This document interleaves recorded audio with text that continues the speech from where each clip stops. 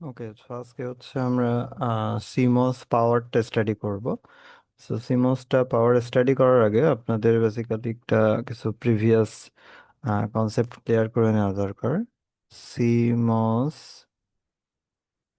পাওয়ার, আচ্ছা, কোনো সার্কিটের পাওয়ার বের করার জন্য আমরা যে ফর্মুলাগুলো ইউজ করি সেটা ছিল, একটা হচ্ছে P is ইকাস two V I, মানে ভোল্টেজের সাথে কারেন্ট গুণ করলে পাওয়ার চলে আসতেছে, অথবা হচ্ছে আই স্কোয়ার আর, অথবা হচ্ছে আপনার V square by R.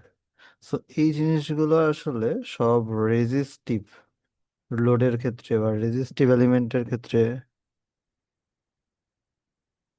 Applicable. কিন্তু এটা রেজিস্টিভ বাদে যদি অন্য কোনো কিছু হয়, মনে করেন ক্যাপাসিটিভ, ইন্ডাকটিভ অথবা থ্রি টার্মিনাল ডিভাইস, তাহলে এইটা হচ্ছে জেনারেল ভিআই। এটা হচ্ছে আমাদের মোর জেনারেল একটা ফর্মুলা। ওকে, তো ফর এক্সাম্পল আমরা ক্যাপাসিটেন্স নিয়ে আজকে স্টাডি করব। সো ক্যাপাসিটেন্সের সঞ্চিত শক্তি বা পাওয়ারটা আমরা যদি বের করতে চাই, তখন আমরা কি করব? তো ক্যাপাসিটরের আসলে ওইভাবে পাওয়ার আসে না। ক্যাপাসিটেন্সের পাওয়ারটা ইনস্ট্যান্টেনিয়াস থাকে। সো এটা মনে করেন ভি, আর ক্যাপাসিটেন্সের ভিতরে কারেন্ট আসতেছে আই। তো এটার পাওয়ার হয়ে থাকে P is equals to V I. এবং আমরা সবাই জানি যে ক্যাপাসিটেন্সের কারেন্টটা basically I is equals to C DV by DT. Okay, আমরা ক্যাপাসিটেন্সের পাওয়ার যদি বের করি, তাহলে পাওয়ারটা খেয়াল করে দেখেন, পাওয়ারটা এখানে দাঁড়াচ্ছে পি ইজ ইকালস টু, তাহলে হচ্ছে C V D V by D T. So পাওয়ারটা হচ্ছে একটা ডিফারেন্সিয়াল ফর্মে চলে আসতেছে। সো এই জন্য আমরা এটার পাওয়ার না বের করে আমরা ক্যাপাসিটেন্সের আসলে এনার্জি বের করি।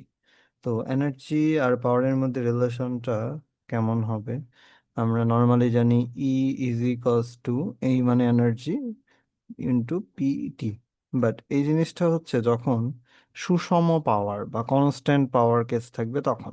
যদি পাওয়ারটা কনস্ট্যান্ট না থাকে, পাওয়ারটা ভ্যারিয়েবল হয়, তখন আপনারা জানেন ভ্যারিয়েবল কেসগুলো হ্যান্ডেল করার জন্য আমাদের ইন্টিগ্রেশনের সাহায্য নিতে হয়। সো তখন হচ্ছে পি ডিটি হয়ে থাকে।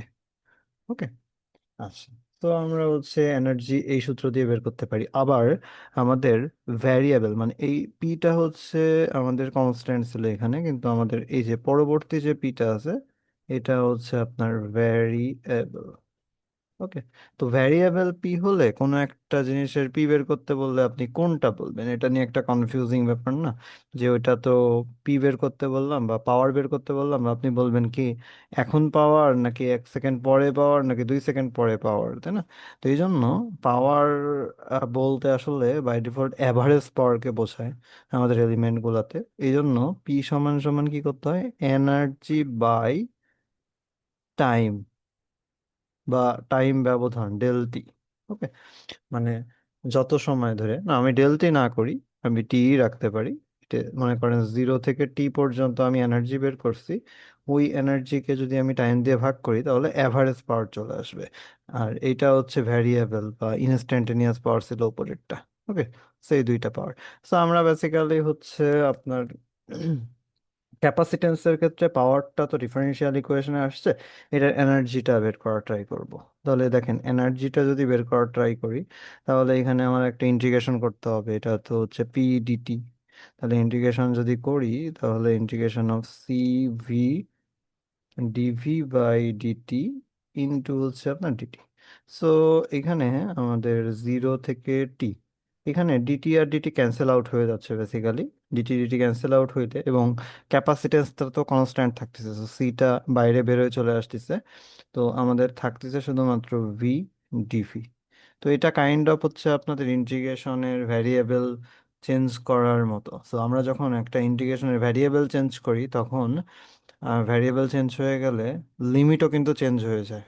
ওকে, সো এই জন্য আমাদের এখানে 0 = 0 টাইমে আমরা 0 ভোল্ট চিন্তা করতেছি, এবং টি টাইমে আমরা ভি ভোল্টেজ চিন্তা করতেছি।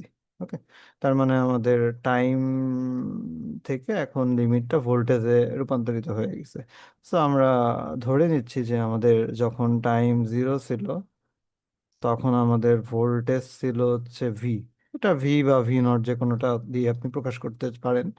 আর যখন আমাদের টাইমটা টি, তখন আমাদের, ও সরি, এখানে আমাদের টাইমটা যখন জিরো তখন আমরা ভোল্টেজটা হচ্ছে একদম ডিসচার্জ অবস্থা থেকে শুরু করতেছে জিরো, এবং টাইমটা যখন টি তখন হচ্ছে আমাদের ভোল্টেজটা আসলে ভি। ওকে, এই জন্য আমাদের লিমিটটা চেঞ্জ হয়ে গেছে। However, এখন এই ইন্টিগ্রেশনে ভিটাকে, তো ভ্যারিয়েবল, এই জন্য ভিটাকে বাইরে বের করতে পারবো না। তো ভিটাকে বের না করতে পারলে ইন্টিগ্রেশনের ফর্মুলা অনুযায়ী আপনি জানেন এক্স কে ইন্টিগ্রেশন করলে এক্স স্কোয়ার বাই টু হয়, তো এখানে ভি কে ইন্টিগ্রেশন করলে ভি এর সাপেক্ষেই ভি স্কোয়ার বাই টু হচ্ছে।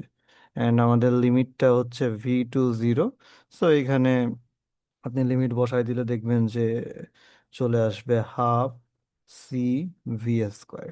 ওকে, তো এটা হচ্ছে ক্যাপাসিটন্সের সঞ্চিত শক্তি।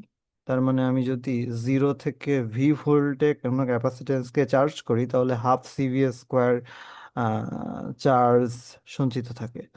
তাহলে আমরা রেজিস্ট্যান্সের ক্ষেত্রে কিভাবে পাওয়ার বের করবো দেখতে পারলাম, আর ক্যাপাসিটেন্সের কিভাবে ডিফারেনশিয়াল ইকুয়েশনের পাওয়ার থেকে এনার্জিটা বের করলাম দেখতে পারলাম। আমাদের বেসিক্যালি আজকে টার্গেট পাওয়ার বের করাই, বাট পাওয়ারের জন্য যেহেতু ভ্যারিয়েবল, এনার্জির হেল্প নিতে হবে।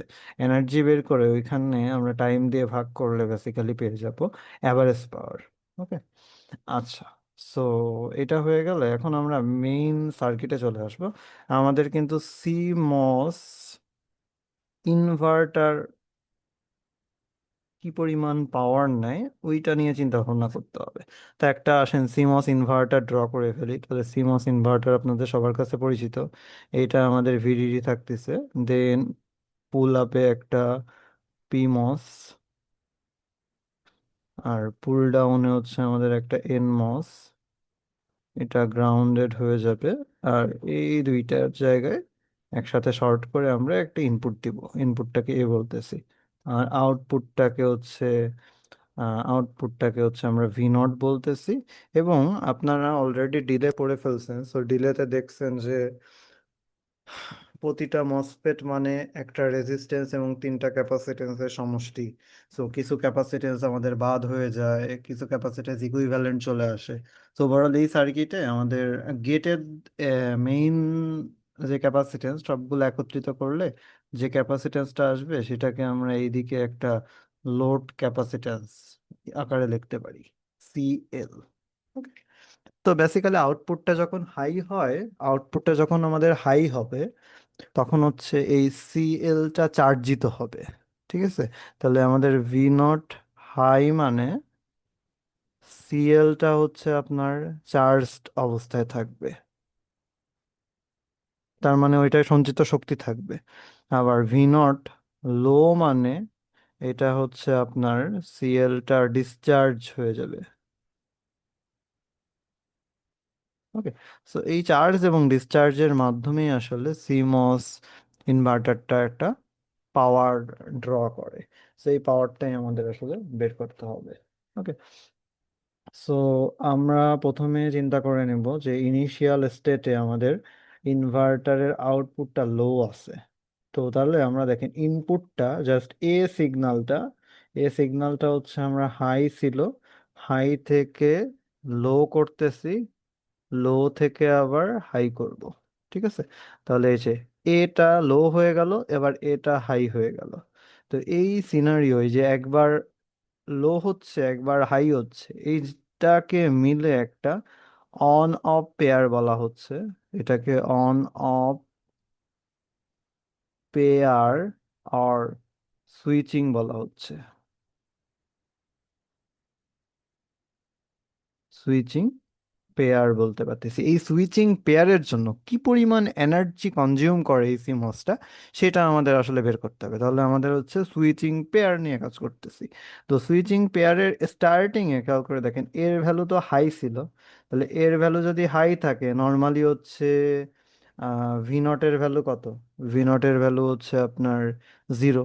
এটা ইনিশিয়ালি এর ভ্যালু হয়েছে, এখানে আমি যদি দেখি, দেখেন এর ভ্যালু ইনিশিয়ালি হাই ছিল, তাহলে এর ভ্যালু ইনিশিয়ালি হাই থাকলে ইনিশিয়ালি ভি নট এর ভ্যালু কত? জিরো। তাহলে আমার ক্যাপাসিটেন্সে কোনো চার্জ সঞ্চিত নাই। এরপরে খেয়াল করে দেখেন, আমার এটা হচ্ছে, এটা হাই থেকে লো হয়ে যাচ্ছে, তাহলে এটা হচ্ছে লো হয়ে যাচ্ছে। এটা লো হলে ভি নটটা কি হবে বলেন? ভি নটটা হচ্ছে জিরো থেকে রাইজ করতে শুরু করবে না? তাহলে ভি নটটা যে জিরো থেকে রাইজ করতেছে এখানে, তাহলে কারেন্ট ফ্লো হবে।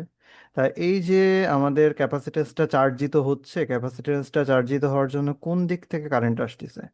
কারেন্টটা আসতেছে কিন্তু পুল আপ থেকে এই ক্যাপাসিটেন্স পর্যন্ত। ঠিক আছে? সো এইখানে কি পরিমাণ এনার্জি আমাদের ভিতরে ঢুকছে সেইটা আমাদের বের করে নিয়ে আসতে হবে। তো আমরা এই ভিডিডি টার্মিনাল থেকে কি পরিমাণ এনার্জি ভিতরের দিকে ঢুকছে আমরা সেটা বের করব। তো খেয়াল করে দেখেন, আমাদের এখানে এনার্জি ইন যদি বলি, এনার্জি ইন সমান সমান কি হবে? এইখানে আমরা বলতে পারি যে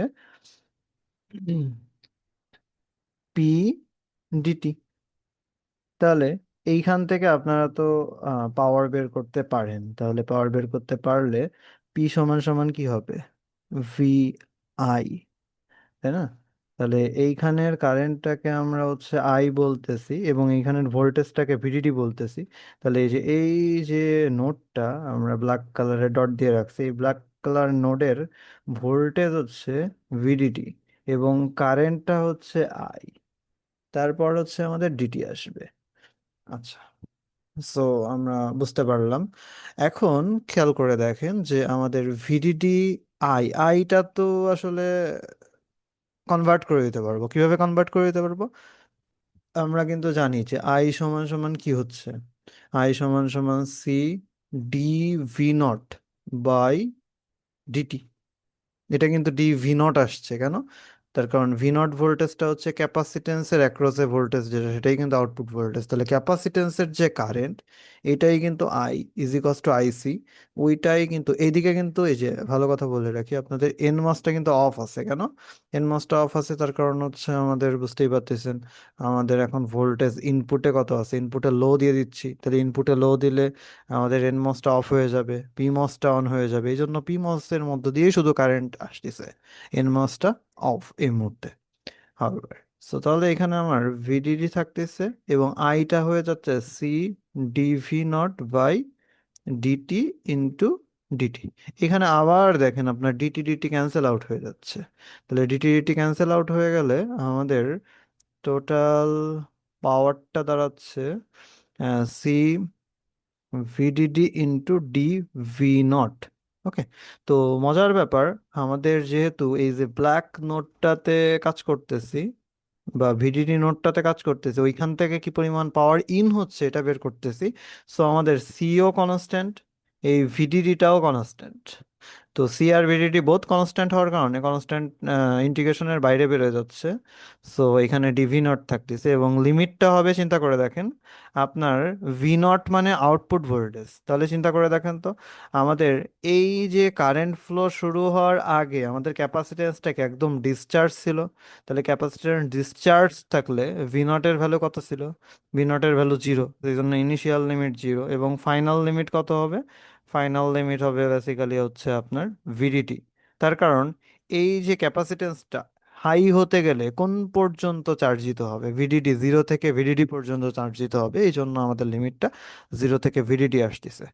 সো এরপর হচ্ছে আমরা এটা ভিডিডি করতেছি। এরপর আমাদের ডিভি নটকে ইন্টিগ্রেশন করলে আসলে শুধুমাত্র ভি নট হয়, আর এটা লিমিট বসতেছে হচ্ছে ভিডিডি থেকে জিরো। সো ওভারঅল আমাদের এখানে এনার্জির পরিমাণ আসতেছে সি ভিডিডি স্কোয়ার। ওকে। হাফটা কিন্তু আসে নাই, হাফটা না আসার একটা কারণ আছে। এটা হচ্ছে এনার্জি ইন। এনার্জি ইন মানে সুইচটা এসে ইনপুটটা যখন হাই থেকে লো হলো, তখন ভিডিডি দিয়ে টোটাল গেটের মধ্যে শুধুমাত্র এই পরিমাণ এনার্জি ঢুকছে। ওকে। এখন আমি বলি যে আমাদের যখন এই যে হাই থেকে লো হচ্ছে ইনপুট, ইনপুট হাই থেকে লো হলে কি পরিমাণ এনার্জি লস হচ্ছে খেয়াল করে দেখেন।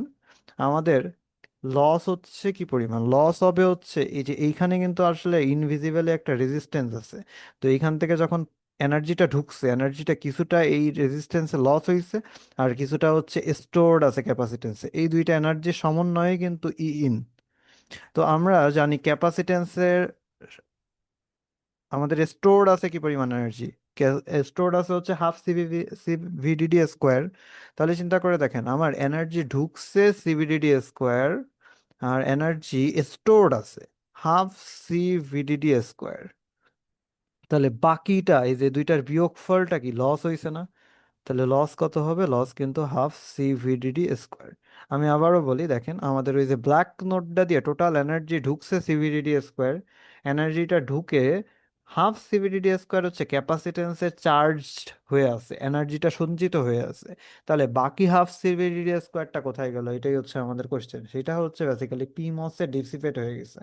ওকে, তাহলে এটা হচ্ছে আমাদের পি মসের লস বলতে পারি, যখন আমাদের ইনপুটটা হাই থেকে লো হবে এবং আউটপুটটা হচ্ছে লো থেকে হাই হবে, দুইটা একই জিনিসকে বোঝায়। এই ক্ষেত্রে আমাদের হাফ সিভিডিডি স্কোয়ার এনার্জি লস হবে। এখন পরবর্তীতে কি হবে? পরবর্তীতে যখন আমাদের এটাকে আবার লো থেকে হাই করে দিব, মানে এই যে সুইচের পরের পার্টটা, প্রথম পার্টটা করছি, পরের পার্টটা যখন দেখব তখন খেয়াল করে দেখেন আমাদের আউটপুটটা কিন্তু হাই থেকে লো হয়ে যাবে।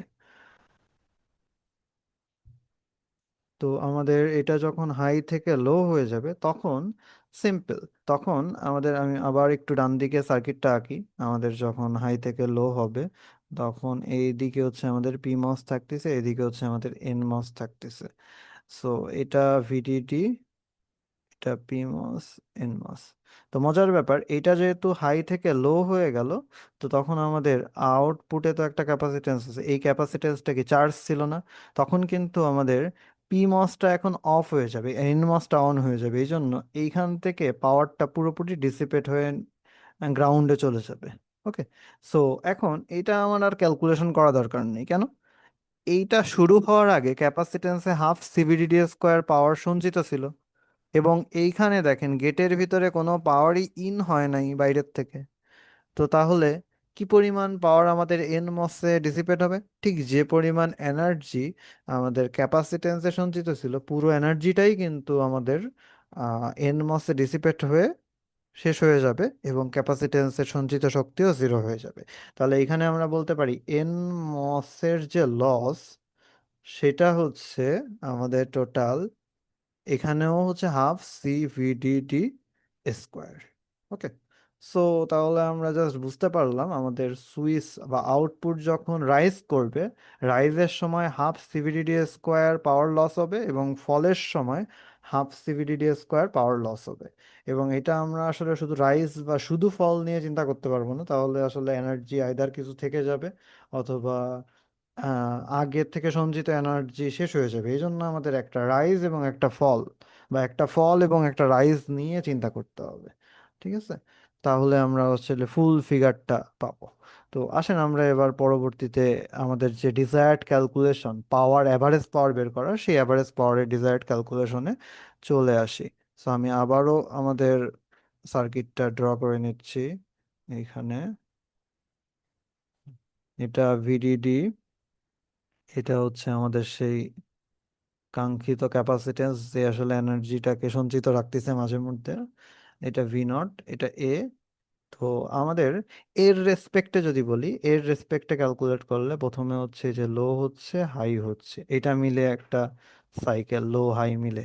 ওকে, তো আমরা যখন এই যে লো হচ্ছে, লো হলে টোটাল ভিডিডির থেকে কি পরিমাণ পাওয়ার আসছে? ভিডিডির থেকে ড্র করছে সি ভিডিডি স্কোয়ার পাওয়ার ঢুকছিল, এবং লস হয়েছিল হচ্ছে আপনার, লস হয়েছিল হাফ সি ভিডিডি স্কোয়ার। আর পরবর্তীতে হচ্ছে আপনার কি হয়েছে, পরবর্তী লসটা ওই যে যেটা সঞ্চিত ছিল, সেইটা হচ্ছে পরবর্তীতে লস হয়ে যাবে হাফ সি ভিডিডি স্কোয়ার। তাহলে টোটাল একবার অফ এবং একবার অনের মধ্যে যে টোটাল লসটা আসতেছে, সেই লসটার পরিমাণটা কত হবে? সেই লসটার পরিমাণটা আমাদের বের করতে হবে। লসটার পরিমাণ হচ্ছে energy loss half C VDD square plus half C VDD square. তাহলে টোটাল এনার্জি হচ্ছে সিভিডিটি স্কোয়ার। তো আমরা তো এনার্জি নিয়ে আসলে ইন্টারেস্টেড না, আমরা কি নিয়ে ইন্টারেস্টেড, আমরা হচ্ছে আসলে পাওয়ার নিয়ে ইন্টারেস্টেড। তাহলে পাওয়ার সমান সমান কি হচ্ছে, এনার্জি বাই টাইম। ঠিক আছে। সো এখন আমি আবার আপনাদের দেখাই যে আমাদের এ কি হচ্ছে, এ হচ্ছে যে লো হচ্ছে, লো হয়ে হচ্ছে আপনার আপ হচ্ছে, এইভাবে লো আপ হইতেই থাকবে। তাহলে এই যে লো এবং হাফ হওয়ার যে একটা পিরিয়ড থাকবে, এই পিরিয়ডকে আমরা কি বলতে পারি, টি। তাহলে এই সময়ের মধ্যেই তো এই পরিমাণ এনার্জিটা লস হয়েছে, এবং এই পিরিয়ডটা কি আমরা সুইচিং পিরিয়ড বলতে পারি। তাহলে সুইচিং পিরিয়ডের মধ্যে কি পড়তেছে, একবার ইনপুটটা লো হবে তারপর ইনপুটটা হাই হবে, এটা মিলে হচ্ছে একটা সুইচিং পিরিয়ড। ওকে। আচ্ছা। সো নাও আমাদের ইর ভ্যালু আসতেছে সি ভিডিডি স্কোয়ার, আর হচ্ছে আপনার টি এর ভ্যালু আসতেছে হচ্ছে টি সুইচিং। ঠিক আছে। সো এটা হচ্ছে আমাদের এভারেজ পাওয়ারের ফর্মুলা চলে আসলো, এবং এটাকে যদি আরো একটু সুন্দর করে লেখা হয়, ফর এক্সাম্পল আমরা 1 বাই টি সুইচিং কে বলতে পারি হচ্ছে এফ সুইচিং। তো এই জন্য এটাকে আমাদের কি আসে, C VDD square into F switching. ঠিক আছে। তো এইটা হচ্ছে আমাদের এই পাওয়ার, যেহেতু সুইচিং এর সাথে রিলেটেড, এই জন্য এই পাওয়ারকেও বলা হয় এস ডাব্লিউ বা সুইচিং পাওয়ার। ওকে। তো টোটাল আমরা সুইচিং পাওয়ারের একটা ফর্মুলা পেয়ে গেলাম, যেটা আসলে সিমস কনজিউম করে। এটাই হচ্ছে আমাদের সিমস এর সুইচিং পাওয়ারের ইকুয়েশন। এখন আমাদের আসলে আরেকটু ফর্মুলাটাকে এনহ্যান্স করতে হবে এবং সুইচিং ফ্রিকোয়েন্সি জিনিসটাকে খুব ভালোভাবে বুঝতে হবে। তাহলে আমাদের সুইচিং পাওয়ার দাঁড়াচ্ছে, দেখেন, সি ভিডিডি, সি বলতে সি এল আর কি, বাই ডিফল্ট বুঝে নেবেন, C L VDD square into F switching. এখন আপনাকে বলি, আমাদের আমরা কিন্তু কখনো গেটের ইনপুট, মনে করেন আমরা একটা ইনভার্টার রাখতেছি, তাহলে ইনভার্টারের ইনপুটে একটা এ সিগন্যাল দেই, আর একটা আউটপুট পাই ওয়াই। আর আমাদের সিস্টেমে একটা ক্লক থাকে, মাস্টার ক্লক থাকে, যেটার রেসপেক্টে আমাদের সিস্টেমটা অপারেট হয়। আচ্ছা। সো এই ক্লকের একটা টাইম পিরিয়ড থাকে, সেটাকে টি ক্লক বলে। আর এইটার করেসপন্ডিং একটা ফ্রিকোয়েন্সি থাকে, যেটাকে হচ্ছে এফ ক্লক বা 1/f ক্লক সমান সমান 1/টি ক্লক বলে। এখন আপনারা বোধহয় জানেন যে ক্লকই হচ্ছে সব থেকে একটা সিস্টেমের ফাস্ট সিগন্যাল হয়ে থাকে। ফাস্ট সিগন্যাল মানে এটার পিরিয়ড সব থেকে ছোট হয়, খুব দ্রুত চেঞ্জ হয় ক্লকটা। ওকে। এবং জেনারেল ইনপুট, মনে করেন এ সিগন্যালটা কি হয়, এ সিগন্যালটা একটু স্লো স্লো চেঞ্জ হয়, হয়তো এসে একটু দেরি করে আবার উঠতেছে নামতেছে, এরকম হতে পারে এ। ঠিক আছে। তাহলে এই এরও হচ্ছে একটা পিরিয়ড থাকবে, এটা হচ্ছে টি। তাহলে এই এই যেহেতু হচ্ছে আপনার এই গেটটাকে কন্ট্রোল করতেছে, সুইচিং এর কন্ট্রোল করতেছে, তাহলে এটার পিরিয়ডটাকে বলা হচ্ছে টি সুইচ, এবং এটার ফ্রিকোয়েন্সিটাকে বলা হচ্ছে সুইচিং ফ্রিকোয়েন্সি। এটা সমান সমানে 1/টি সুইচিং। তাহলে আমাদের দুইটা সিগন্যাল নিয়ে আমরা জানতে পারতাম, একটা হচ্ছে ক্লক, ক্লকটা হচ্ছে রেফারেন্স, আর একটা হচ্ছে আমাদের আচ্ছা, একটা হচ্ছে ক্লক আর একটা হচ্ছে আমাদের বেসিক্যালি অ্যাকচুয়াল ইনপুট সিগন্যাল। ওকে। সো জেনারেলি অ্যাকচুয়াল ইনপুট সিগন্যালটা ক্লকের থেকে অনেক স্লো হয়ে থাকে, দ্যাট মিনস পিরিয়ডটা অনেক বড় থেকে। ঠিক আছে। সো এই হিসাবে আমরা সিগন্যালের ফ্রিকোয়েন্সি না হিসাব করে আমরা আরেকটা নতুন টার্মকে এখানে অ্যাড করি, সেটা হচ্ছে অ্যাক্টিভিটি ফ্যাক্টর। এই জিনিসটার মাধ্যমে আমরা আসলে সিগন্যালের, এই যে সিগন্যালের প্রপার্টিটাকে ডিফাইন করি। তো অ্যাক্টিভিটি ফ্যাক্টর মানে ক্লকের তুলনায় ওইটা কত গুণ স্লো, এটাকে বোঝায় হচ্ছে আপনার অ্যাক্টিভিটি ফ্যাক্টর। তো আমরা এখানে ফর্মুলায় লিখতে পারি F switching by F clock আকারে। Okay? তাহলে আমাদের অ্যাক্টিভিটি ফ্যাক্টর দাঁড়াচ্ছে basically F switching by F clock, মানে সুইচিং ফ্রিকোয়েন্সি এবং ক্লক ফ্রিকোয়েন্সির যে রেশিওটা, এটাকেই বলা হয় অ্যাক্টিভিটি ফ্যাক্টর, এবং অ্যাক্টিভিটি ফ্যাক্টরকে আলফা দিয়ে প্রকাশ করা হয়। সো আমাদের এখানে কি দাঁড়ালো, ফর এক্সাম্পল আমি একটা এক্সাম্পল দিই আপনাদের। তো এফ ক্লক সমান সমান 1 মেগা হার্টজের একটা ক্লক ইউজ করা হচ্ছে, এবং আপনার সুইচিং ফ্রিকোয়েন্সিতে যেহেতু স্লো হবে, স্লো হইলে মনে করেন 0.2 মেগা হার্টজের একটা সিগন্যাল ইউজ করা হচ্ছে। তো এই সিনারিওর জন্য আমাদের অ্যাক্টিভিটি ফ্যাক্টর কত হবে? অ্যাক্টিভিটি ফ্যাক্টর হবে হচ্ছে আপনার এফ ক্লকটা নিচে যাবে 1 মেগা হার্টজ, এবং এফ সিগন্যালটা উপরে যাবে 0.2 মেগা হার্টজ। সো তাহলে ওভারঅল কত দাঁড়াচ্ছে? 0.2 অ্যাক্টিভিটি ফ্যাক্টর। বুঝছেন? সো এইভাবে আমাদের অ্যাক্টিভিটি ফ্যাক্টরটা বের করতে হয়। সো আমরা এই যে উপরের যে সুইচিং পাওয়ারের ফর্মুলাটা ছিল, এখানে যদি এফ সুইচিং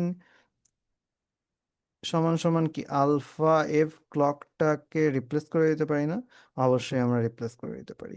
ফর্মুলা আকারে রিপ্লেস করে দেওয়াই তো যাচ্ছে। তাহলে এখানে আমাদের ফর্মুলাটা নতুন ভাবে চলে আসছে যে এফ সুইচিং সমান সমান আলফা সিএল ভিডিডি, সরি এখানে হচ্ছে আমাদের VDD square into F clock.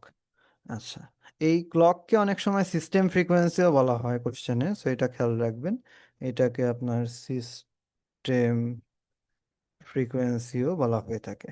So তাহলে এখান থেকে আমরা সুইচিং পাওয়ার বের করার একটা স্পষ্ট ফর্মুলা পেয়ে গেলাম। আচ্ছা, সাধারণত আমরা এই ফর্মুলাটাকেই জেনারেলি সব থেকে বেশি ইউজ করি, বাট আগের যে যে ফর্ম আছে ওইগুলাও আপনারা চাইলে ইউজ করতে পারেন। একই ফর্মুলা, জাস্ট আমরা হচ্ছে ফর্মটাকে কিছুটা কিছুটা চেঞ্জ করতেছি, ভ্যারিয়েবলকে চেঞ্জ করে করে ফাইনালি এই পর্যায়ে আসছি। ঠিক আছে? তো আমরা একচেটিয়াভাবে আসলে আপনাদের পাওয়ারের শ্রেণী বিভাগ বা পাওয়ার কীভাবে কনজিউম হয় এগুলো না বলেই আমরা একটা সিমস সার্কিটের বেসিক্যালি কি পাওয়ার বের করে ফেললাম। আমরা সিমস সার্কিটের সুইচিং পাওয়ার বের করে ফেললাম, যেটা আসলে অন অফের সাথে রিলেটেড। ওকে, এখন একটা মজার ব্যাপার বলি, দেখেন সিমস কেন এত ফেমাস, বা সিমসই কেন আমাদের আধুনিক চিপ না মানে এর আগের ভার্সনগুলোতে কেন ইউজ করা হয়, এটার একটা বড় কারণ আছে। সেই কারণটা হচ্ছে, যদি আপনি এখানে ক্যাপাসিটেন্স লাগায় রাখেন, তো শুধুমাত্র সুইচিং করার সময় বাদে, মানে আপনি যখন সুইচিং করবেন না, এটা বাদে এটা সার্কিটটা কোনো পাওয়ার ড্র করে না। ওকে, তো ফর এক্সাম্পল আপনি এই যে এই ইনপুট এতক্ষণ হাই ছিল, হাই এর থেকে আপনি হচ্ছে ইনপুটটাকে লো করে দিয়েছেন, তাহলে এটা হচ্ছে এ। তাহলে চিন্তা করেন তো ওয়াই এর কি অবস্থা ছিল। ওয়াই হচ্ছে এ যখন লো তখন এ যখন হাই তখন ওয়াই লো। যখন সুইচিং হচ্ছে এটা হচ্ছে তাহলে আমার কি হাই হয়ে যাবে, হাই হয়ে থাকবে। তো তাহলে আমাদের এই কন্ডিশনে যদি আমরা দেখার চেষ্টা করি, তাহলে এইটা তো অফ হয়ে যাবে আর এটা অন হবে, তাই না? তো ওই সুইচিং এর সময় শুধুমাত্র কিছু সময়ের জন্য কারেন্ট ফ্লো হয়ে এটা চার্জড হবে। একবার যখন আমার ক্যাপাসিটেন্সটা চার্জ হয়ে যাবে, তখন কিন্তু আর কোনো কারেন্ট ফ্লো হবে না। তার মানে সোজা কথা, আপনার ভিডিডি থেকে গ্রাউন্ডের মধ্যে কারেন্ট ফ্লো হওয়ার জন্য কিন্তু কখনোই কোনো ডিরেক্ট পাথ থাকতেছে না। হোক সেটা হচ্ছে ইনপুট আউটপুট হাই, হোক হচ্ছে আউটপুট লো। বুঝছেন? সো আমাদের ভিডিডি থেকে ডিরেক্টলি গ্রাউন্ডে কখনোই পাওয়ার ডিরেক্টলি ফ্লো হচ্ছে না। ঠিক আছে? প্রথম ভিডিডির থেকে ক্যাপাসিটেন্সে পাওয়ার যাবে, তারপরে ক্যাপাসিটেন্সের থেকে হচ্ছে আমাদের গ্রাউন্ডে পাওয়ার যাবে। ওকে, সো এই জিনিসটা পুরোটাই হচ্ছে সুইচিং এর সাথে রিলেটেড। সো আপনি যদি সুইচিং একবার করে রেখে দেন আর সুইচিং না করেন, তখন কিন্তু এইটা পাওয়ার কনজিউম করে না, মানে সুইচিং পাওয়ারটা কনজিউম করে না। আরো কিছু মাইনর পাওয়ার আছে যেগুলো আমরা দেখবো। ওকে, এই জন্য এই সার্কিটটা যদি আপনি ইউজ না করেন তাহলে খুব একটা পাওয়ার ওটা কনজিউম করে না, বাট আপনি যদি গেটটাকে ইউজ করেন তখন হচ্ছে পাওয়ারটা বেশি কনজিউম করে। আচ্ছা, এই জন্য আপনাদের পাওয়ারটাকে আমরা দুই ভাগে ভাগ করতে পারি, টোটাল পাওয়ারকে সিমসের। একটা হচ্ছে স্ট্যাটিক আর একটা হচ্ছে ডাইনামিক। সো আমাদের একটা হচ্ছে ডাইনামিক পাওয়ার, আর একটা ক্যাটাগরি আসতেছে হচ্ছে আপনার স্ট্যাটিক পাওয়ার। ওকে, তো ডাইনামিক পাওয়ারটা কিসের সাথে রিলেটেড? এটা হচ্ছে সুইচিং এর সাথে রিলেটেড। মানে আপনি যদি অন অফ করেন তখনই হচ্ছে এটা হবে। অন অফ যদি না করেন তাহলে ডাইনামিক পাওয়ারের পরিমাণ কত হবে? জিরো হবে। মনে করেন কোনো একটা গেটের ইনপুটে হাই দিয়েই রেখে দিয়েছেন, 2 মিনিট ধরে হাই হাই দিয়ে রেখে দিয়েছেন, তাহলে এই 2 মিনিটের মধ্যে কিন্তু কোনো ডাইনামিক পাওয়ার লস হবে না। কিন্তু ওই যে 2 মিনিট রেখে দিয়েছেন, যখন হচ্ছে সুইচিং করতেছে না তখন কিন্তু একটা স্ট্যাটিক পাওয়ার লস হবে। স্ট্যাটিক পাওয়ার গুলা বেসিক্যালি হচ্ছে আপনার gate leakage, sub threshold leakage, তারপর এই ধরনের কিছু নন আইডিয়াল ক্যারেক্টারিস্টিক্স এর জন্য হয়। সো এইটা স্ট্যাটিক পাওয়ারটা basically non ideal characteristics of MOSFET এর জন্য হয়ে থাকে। আর ডাইনামিক পাওয়ারটা একদম আইডিয়াল ক্যারেক্টারিস্টিক্স এর সাথেই হচ্ছে আপনার অ্যালাইন করে যাচ্ছে। তো ডাইনামিক পাওয়ারের মধ্যে আবার একটু আর একটা সাব ক্যাটাগরি আছে। একটা আমরা অলরেডি শিখলাম, সেটা হচ্ছে আপনার সুইচিং পাওয়ার। আর একটা হচ্ছে আমরা শিখি নাই, সেটা হচ্ছে শর্ট সার্কিট পাওয়ার বলে। আচ্ছা, শর্ট সার্কিট পাওয়ারটার জন্য আমি পরে আবার একটু পড়াবো। শর্ট সার্কিট পাওয়ার হচ্ছে যখন আপনারা সুইচিং করেন তখন এই পিমস এনমসটা এমন ভাবে মোড চেঞ্জ করে যে অল্প কিছুক্ষণের জন্য ভিডিডি এবং গ্রাউন্ড স্লাইড একটা মোমেন্টের জন্য আমাদের পিমস এনমস দুইটাই স্যাচুরেশনে চলে আসে। স্যাচুরেশনে থাকার কারণে কিছু সময় শর্ট হয়ে যায় ভিডিডি এবং গ্রাউন্ড। হ্যাঁ, ফুল রিয়েল শর্ট না, হয়তো রেজিস্ট্যান্স থাকে পাথে, বাট ভিডিডি এবং গ্রাউন্ড দুইটাই কানেক্টেড হয়ে যাওয়ার কারণে ওই সময় রেজিস্ট্যান্স থাকলে একটু ভালোই কারেন্ট ফ্লো হয়। বাট এটা অল্প সময়ের জন্য হওয়াতে হাই কারেন্ট ফ্লো হলেও বেশি পাওয়ার আসলে এটা যায় না। ঠিক আছে। সো আমরা সুইচিং পাওয়ারের যে ফর্মুলাটা শিখলাম সেটা হচ্ছে alpha C VDD square into F clock. আর শর্ট সার্কিট পাওয়ারের জন্য এভাবে আসলে ফর্মুলা ড্রাইভ করা বা ফর্মুলা মেক করাটা ডিফিকাল্ট, তার কারণ এটা খুব অল্প সময়ের জন্য হয়। তো এটা ফর্মুলা জানতে গেলে আপনার কত সময়ের জন্য হচ্ছে, তারপর হচ্ছে অনেক কিছু আসলে ডিপেন্ড করে, বুঝছেন। সো এই জন্য এইগুলার আমরা ডিরেক্টলি ড্রাইভ করি না, এটা শর্ট সার্কিট দেওয়াই থাকে। শর্ট সার্কিট পাওয়ারটা কোশ্চেনে অনেক সময় দেওয়াই থাকে ডিরেক্টলি, ওইটা আমাদের হিসাব করতে কাজে লাগে। অথবা বাই এনি চান্স আপনি যদি দেখেন যে শর্ট সার্কিট এভারেজ পাওয়ার দিয়ে এভারেজ কারেন্ট দিয়ে দিয়েছে, for example I S CKT average current দিয়ে দিছে, তাহলে ওইটার সাথে আমি যদি ভিডিডিকে গুণ দিই তাহলে কিন্তু আমি শর্ট সার্কিটটা পাওয়ার পেয়ে যাব। তাহলে শর্ট সার্কিট এটা হচ্ছে আমাদের শর্ট সার্কিটের অ্যাভারেজ কারেন্টটা যদি দিয়ে দেয় তাহলে ওইটার সাথে যদি আমরা সিম্পল ভিডিডি গুণ করে দিই তাহলে শর্ট সার্কিট পাওয়ারটা পেয়ে যাব। ওকে। তো এখন মজার ব্যাপার হচ্ছে ডাইনামিক পাওয়ারটা সবসময় ফ্রিকোয়েন্সি ডিপেন্ডেন্ট। তাহলে পি ডাইনামিক সমান সমান কি আসতেছে? পি ডাইনামিক সমান সমান আসতেছে কিন্তু switching power plus short circuit পাওয়ার। এবং আপনি যদি সিস্টেম ফ্রিকোয়েন্সিকে ডাবল করে দেন তাহলে ডাইনামিক পাওয়ার কত হয়ে যাবে? ডাবল হয়ে যাবে। তাহলে আমরা বলতে পারি যে P short circuit basically proportional to F. F বলতে এফ ক্লককে বোঝাচ্ছে, বা এফ সুইচিং ফ্রিকোয়েন্সিকেও বলতে পারে। তো আমরা যদি বাকি সব জিনিস কনস্ট্যান্ট রেখে যদি আমরা ক্লক ফ্রিকোয়েন্সিটাকে ডাবল করে দিই তাহলে আমাদের শর্ট সার্কিট ডাইনামিক পাওয়ার ডিসিপেশনটা ডাবল হয়ে যাবে। এবং আমি যদি কোনো সিগন্যাল চেঞ্জ না করি গেটের, তখন আবার এই ডাইনামিক পাওয়ার কিন্তু জিরো হয়ে যাবে। তার মানে আপনি গেটকে যদি অপারেট না করেন, ইনপুট চেঞ্জ না করেন, তাহলে আমাদের ডাইনামিক পাওয়ারের পরিমাণ জিরো হয়ে যাবে। এখন আমাদের স্ট্যাটিক পাওয়ারের কথায় আসি। স্ট্যাটিক পাওয়ারের মধ্যে অনেক ধরনের পাওয়ার আছে। একটা হচ্ছে সাব থ্রেশোল্ড। আচ্ছা, সাব থ্রেশোল্ড, তারপর হচ্ছে আপনার গেট লিকেজ।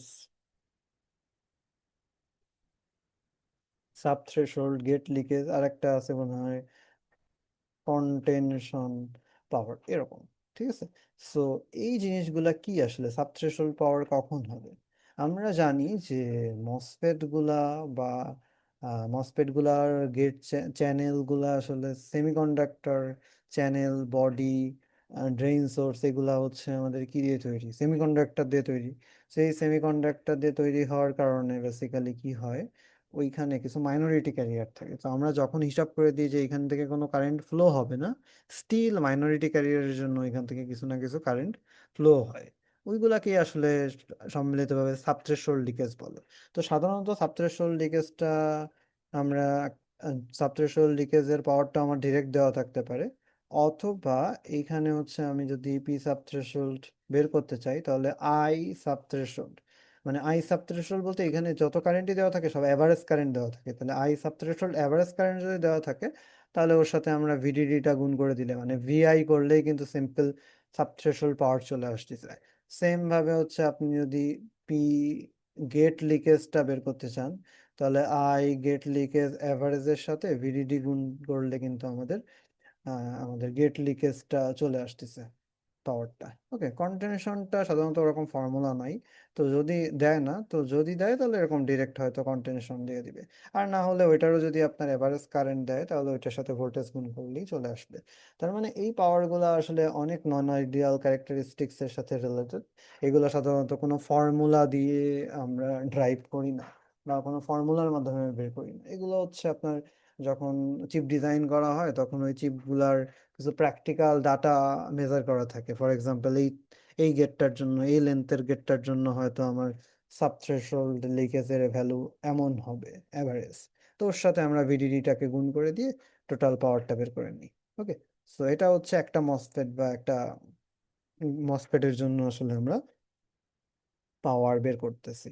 ওকে, তাহলে আমরা ওভারঅল যে এইদিকে স্ট্যাটিক পাওয়ার গুলা পাইলাম, তাহলে আমাদের যদি স্ট্যাটিক পাওয়ার বের করতে বলে তাহলে স্ট্যাটিক পাওয়ারের মধ্যে কি কি আসতেছে? স্ট্যাটিক পাওয়ারের মধ্যে আসতেছে sub, average, sorry I sub না, আমাদের হচ্ছে একবারে, হ্যাঁ টোটালটা যেহেতু বের হয়ে চলে আসছে তাহলে আমরা P sub plus P gate leakage plus P contention plus আরো যদি কিছু থাকে তাহলে আমরা সেটা যোগ করে দেবো। ঠিক আছে, সো আমাদের দুইটাই শুধুমাত্র ডাইনামিক, একটা হচ্ছে সুইচিং আর একটা হচ্ছে শর্ট সার্কিট। এই বাদে যদি কোনো পাওয়ার আসে সবগুলাই মোটামুটি হচ্ছে আপনার কি হচ্ছে স্ট্যাটিক পাওয়ারের মধ্যে পড়তেছে। ওকে, এবং আপনি ডিপেন্ডেন্সিটা তো বুঝতে পারছেন যে সুইচিং পাওয়ারটা কিভাবে ডিপেন্ড করে, অ্যান্ড হচ্ছে শর্ট সার্কিট পাওয়ারটা আসলে কিভাবে ডিপেন্ড করতেছে, অ্যান্ড বাকিগুলো আর কি। তো আমাদের ডাইনামিক পাওয়ারটা ফ্রিকোয়েন্সির সাথে ডিরেক্টলি রিলেটেড, আর স্ট্যাটিক পাওয়ারটা হচ্ছে আপনার ফ্রিকোয়েন্সির পরে ডিপেন্ড করে না, সেটা মাথায় রাখতে হবে। Static not proportional to F এবং নট রিলেটেড। ঠিক আছে, তাহলে আপনি যদি কখনো ফ্রিকোয়েন্সি ডাবল করে দেন তাহলে ডাইনামিক পাওয়ার ডাবল হবে, কিন্তু স্ট্যাটিক পাওয়ার কিন্তু ডাবল হবে না। স্ট্যাটিক পাওয়ার যা ছিল আগে সেটাই থাকবে। ওকে, এখানে আবার ভিডিডির প্রভাবও আছে আসলে। ভিডিডি বাড়তিছে না কমতেছে এটাও আপনি বের করতে পারেন ভিডিডির সাথে ওভারঅল সম্পর্ক। তো আমরা এখানে দেখতে পাচ্ছি যে সুইচিং পাওয়ার ডিরেক্টলি কি ভিডিডির সাথে স্কোয়ারের সাথে সমানুপাতিক। ওকে, আচ্ছা আরেকটা মজার ব্যাপার, শর্ট সার্কিট পাওয়ারটা এস সিকেটি, এটা আপাত দৃষ্টিতে দেখে মনে হচ্ছে যে ভিডিডির সাথে আসলে সমানুপাতিক, কিন্তু চিন্তা করে দেখেন ভিডিডি যদি আপনি ডাবল করেন তাহলে ভিডিডি তো ডাবল হচ্ছে, কিন্তু আই শর্ট সার্কিটটা এটাও কি একটা রিভাইজড ভার্সন আপনার দরকার না? তো স্বভাবতই আমরা চিন্তা করি, একদম খুব কমনলি যদি চিন্তা করি তাহলে আমি যদি ভিডিডি ডাবল করি সার্কিট চেঞ্জ আনচেঞ্জ রেখে, তাহলে হয়তো আর আই শর্ট সার্কিট পাওয়ার কারেন্টটাও ডাবল হয়ে যাবে। ঠিক আছে, তো এই জন্য আসলে আলটিমেটলি শর্ট সার্কিট পাওয়ারটা আসলে ভিডিডি স্কোয়ারের সাথেই রিলেটেড হওয়ার কথা। বুঝছেন? যদিও এটা পুরোপুরি রিলায়েবলি বা 100% বলা যাচ্ছে না যে ভিডিডি স্কোয়ারের সাথে রিলেটেড, বাট অবভিয়াসলি শুধু ভিডিডির সাথে সমানুপাতিক হবে না, ভিডিডি চেঞ্জ করলে আমাদের আই শর্ট সার্কিটটাও কিন্তু চেঞ্জ হবে। তো চেঞ্জটা আমরা খুব সিম্পল অ্যাজাম্পশন করলে সমানুপাতিক ধরতে পারি, তাহলে এখানে একটা সমানুপাতিক, এখানে একটা সমানুপাতিক। সো এই জন্য বর্গের সমানুপাতিক আমরা দিয়ে দিছি। এবং আলটিমেটলি এই ডান দিকে যদি আমরা দেখি, sub threshold leakage, gate leakage, এরাও হচ্ছে ভিডিডির সাথে সমানুপাতিক। এবং সাথে যেহেতু কারেন্ট আছে, সো কারেন্টটাও কিন্তু আমাদের ভিডিডির সাথে সমানুপাতিক থাকবে। সো ওভারঅল আমাদের স্ট্যাটিক পাওয়ারটাও আসলে ভিডিডির সাথে বর্গের ব্যস্তানুপাতিক। তার মানে আমরা ওভারঅল যে কোনো পাওয়ারই বলে ফেলতে পারি যে ভিডিডির সাথে বর্গের ব্যস্তানুপাতিক।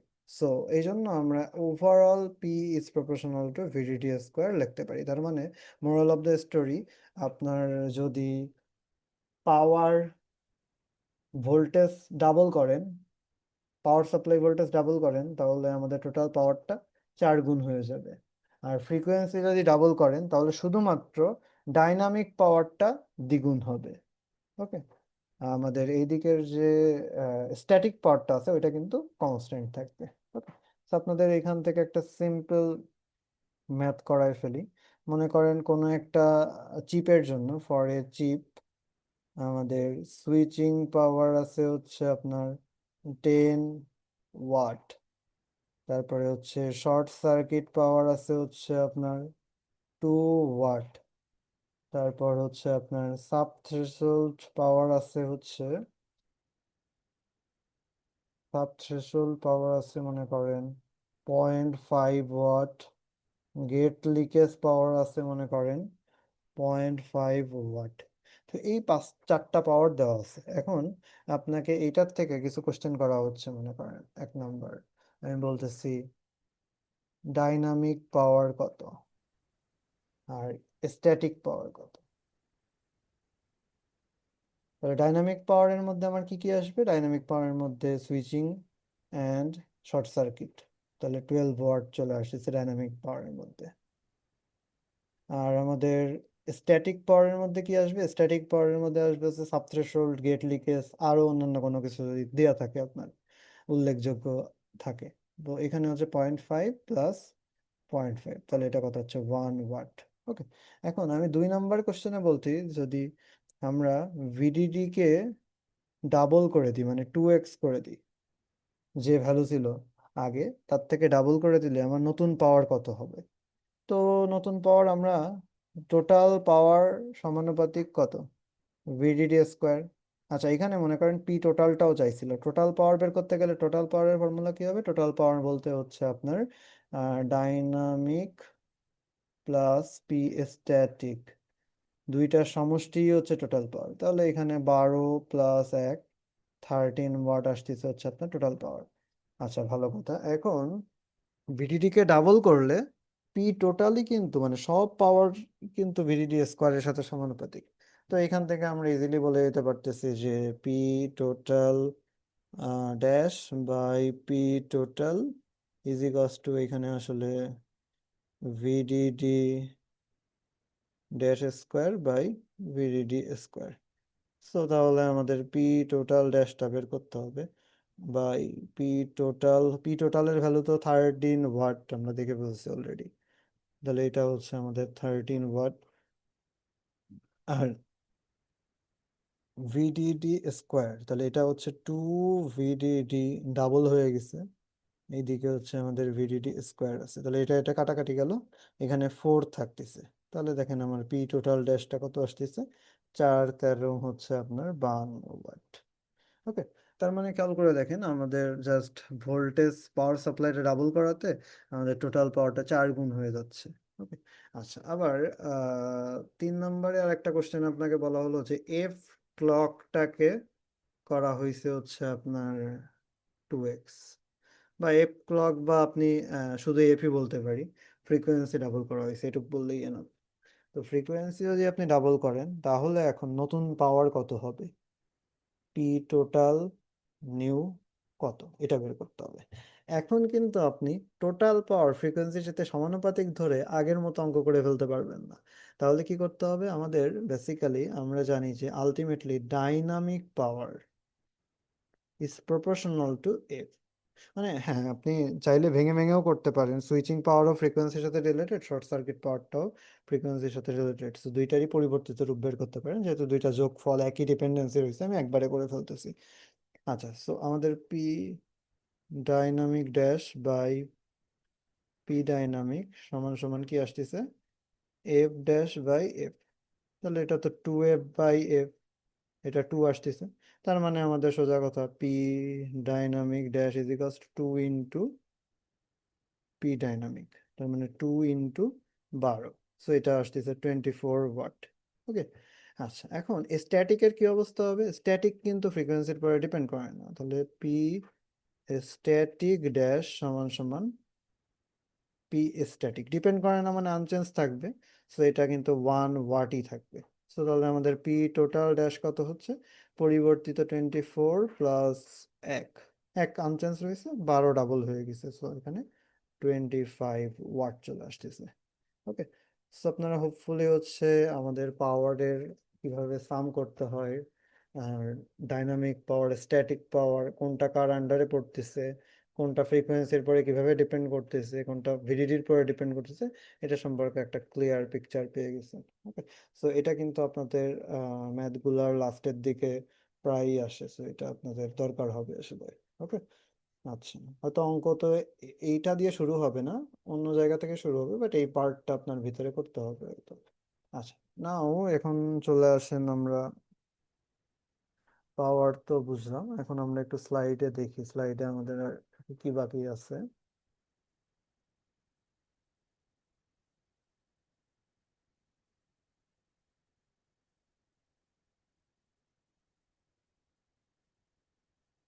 আচ্ছা, এখানে আপনাদের সুইচিং ওয়েব ফর্মটা একটু স্টাডি করতে হবে। সুইচিং ওয়েব ফর্মটা কিন্তু আসলে ইন্টারেস্টিং। সুইচিং ওয়েব ফর্মটা আপনাদের অলরেডি আমি সুইচিং পাওয়ার ড্রাইভ করার সময় কিছুটা দেখাইছি, বাট এখানে আরেকটু ক্লিয়ার করে একদম নন আইডিয়াল ক্যারেক্টারিস্টিক্স সহ দেওয়া আছে। তো খেয়াল করে দেখেন এখানে আমাদের, আমি দেখেন ফার্স্টে এটা তো ইনপুট, এটা হচ্ছে আমাদের ভি ইন, আর এটা হচ্ছে আমাদের আউটপুট নোড ভি আউট। ওকে। আর এই যে ক্যাপাসিটেন্সটা আছে, তো এখানে তিনটা কারেন্ট ডিফাইন করা হয়েছে। একটা হচ্ছে আইপি, আইপি হচ্ছে আমাদের পিমস এর ভিতর দিয়ে যে কারেন্টটা যাবে, এদিকে হচ্ছে আইএন মানে এনমস এর ভিতর দিয়ে যে কারেন্টটা যাবে, আর একটা হচ্ছে আইসি, আইসিটা হচ্ছে ক্যাপাসিটেন্সের ভিতরে যে কারেন্টটা ঢুকবে। ওকে। তো দেখেন খেয়াল করে আমাদের ইনপুটটাকে প্রথমে হাই রাখা হয়েছিল, তাহলে এইখানে ইনপুট, নিচে দেখেন আউটপুটটা কত ছিল, আউটপুটটা তাহলে লো ছিল।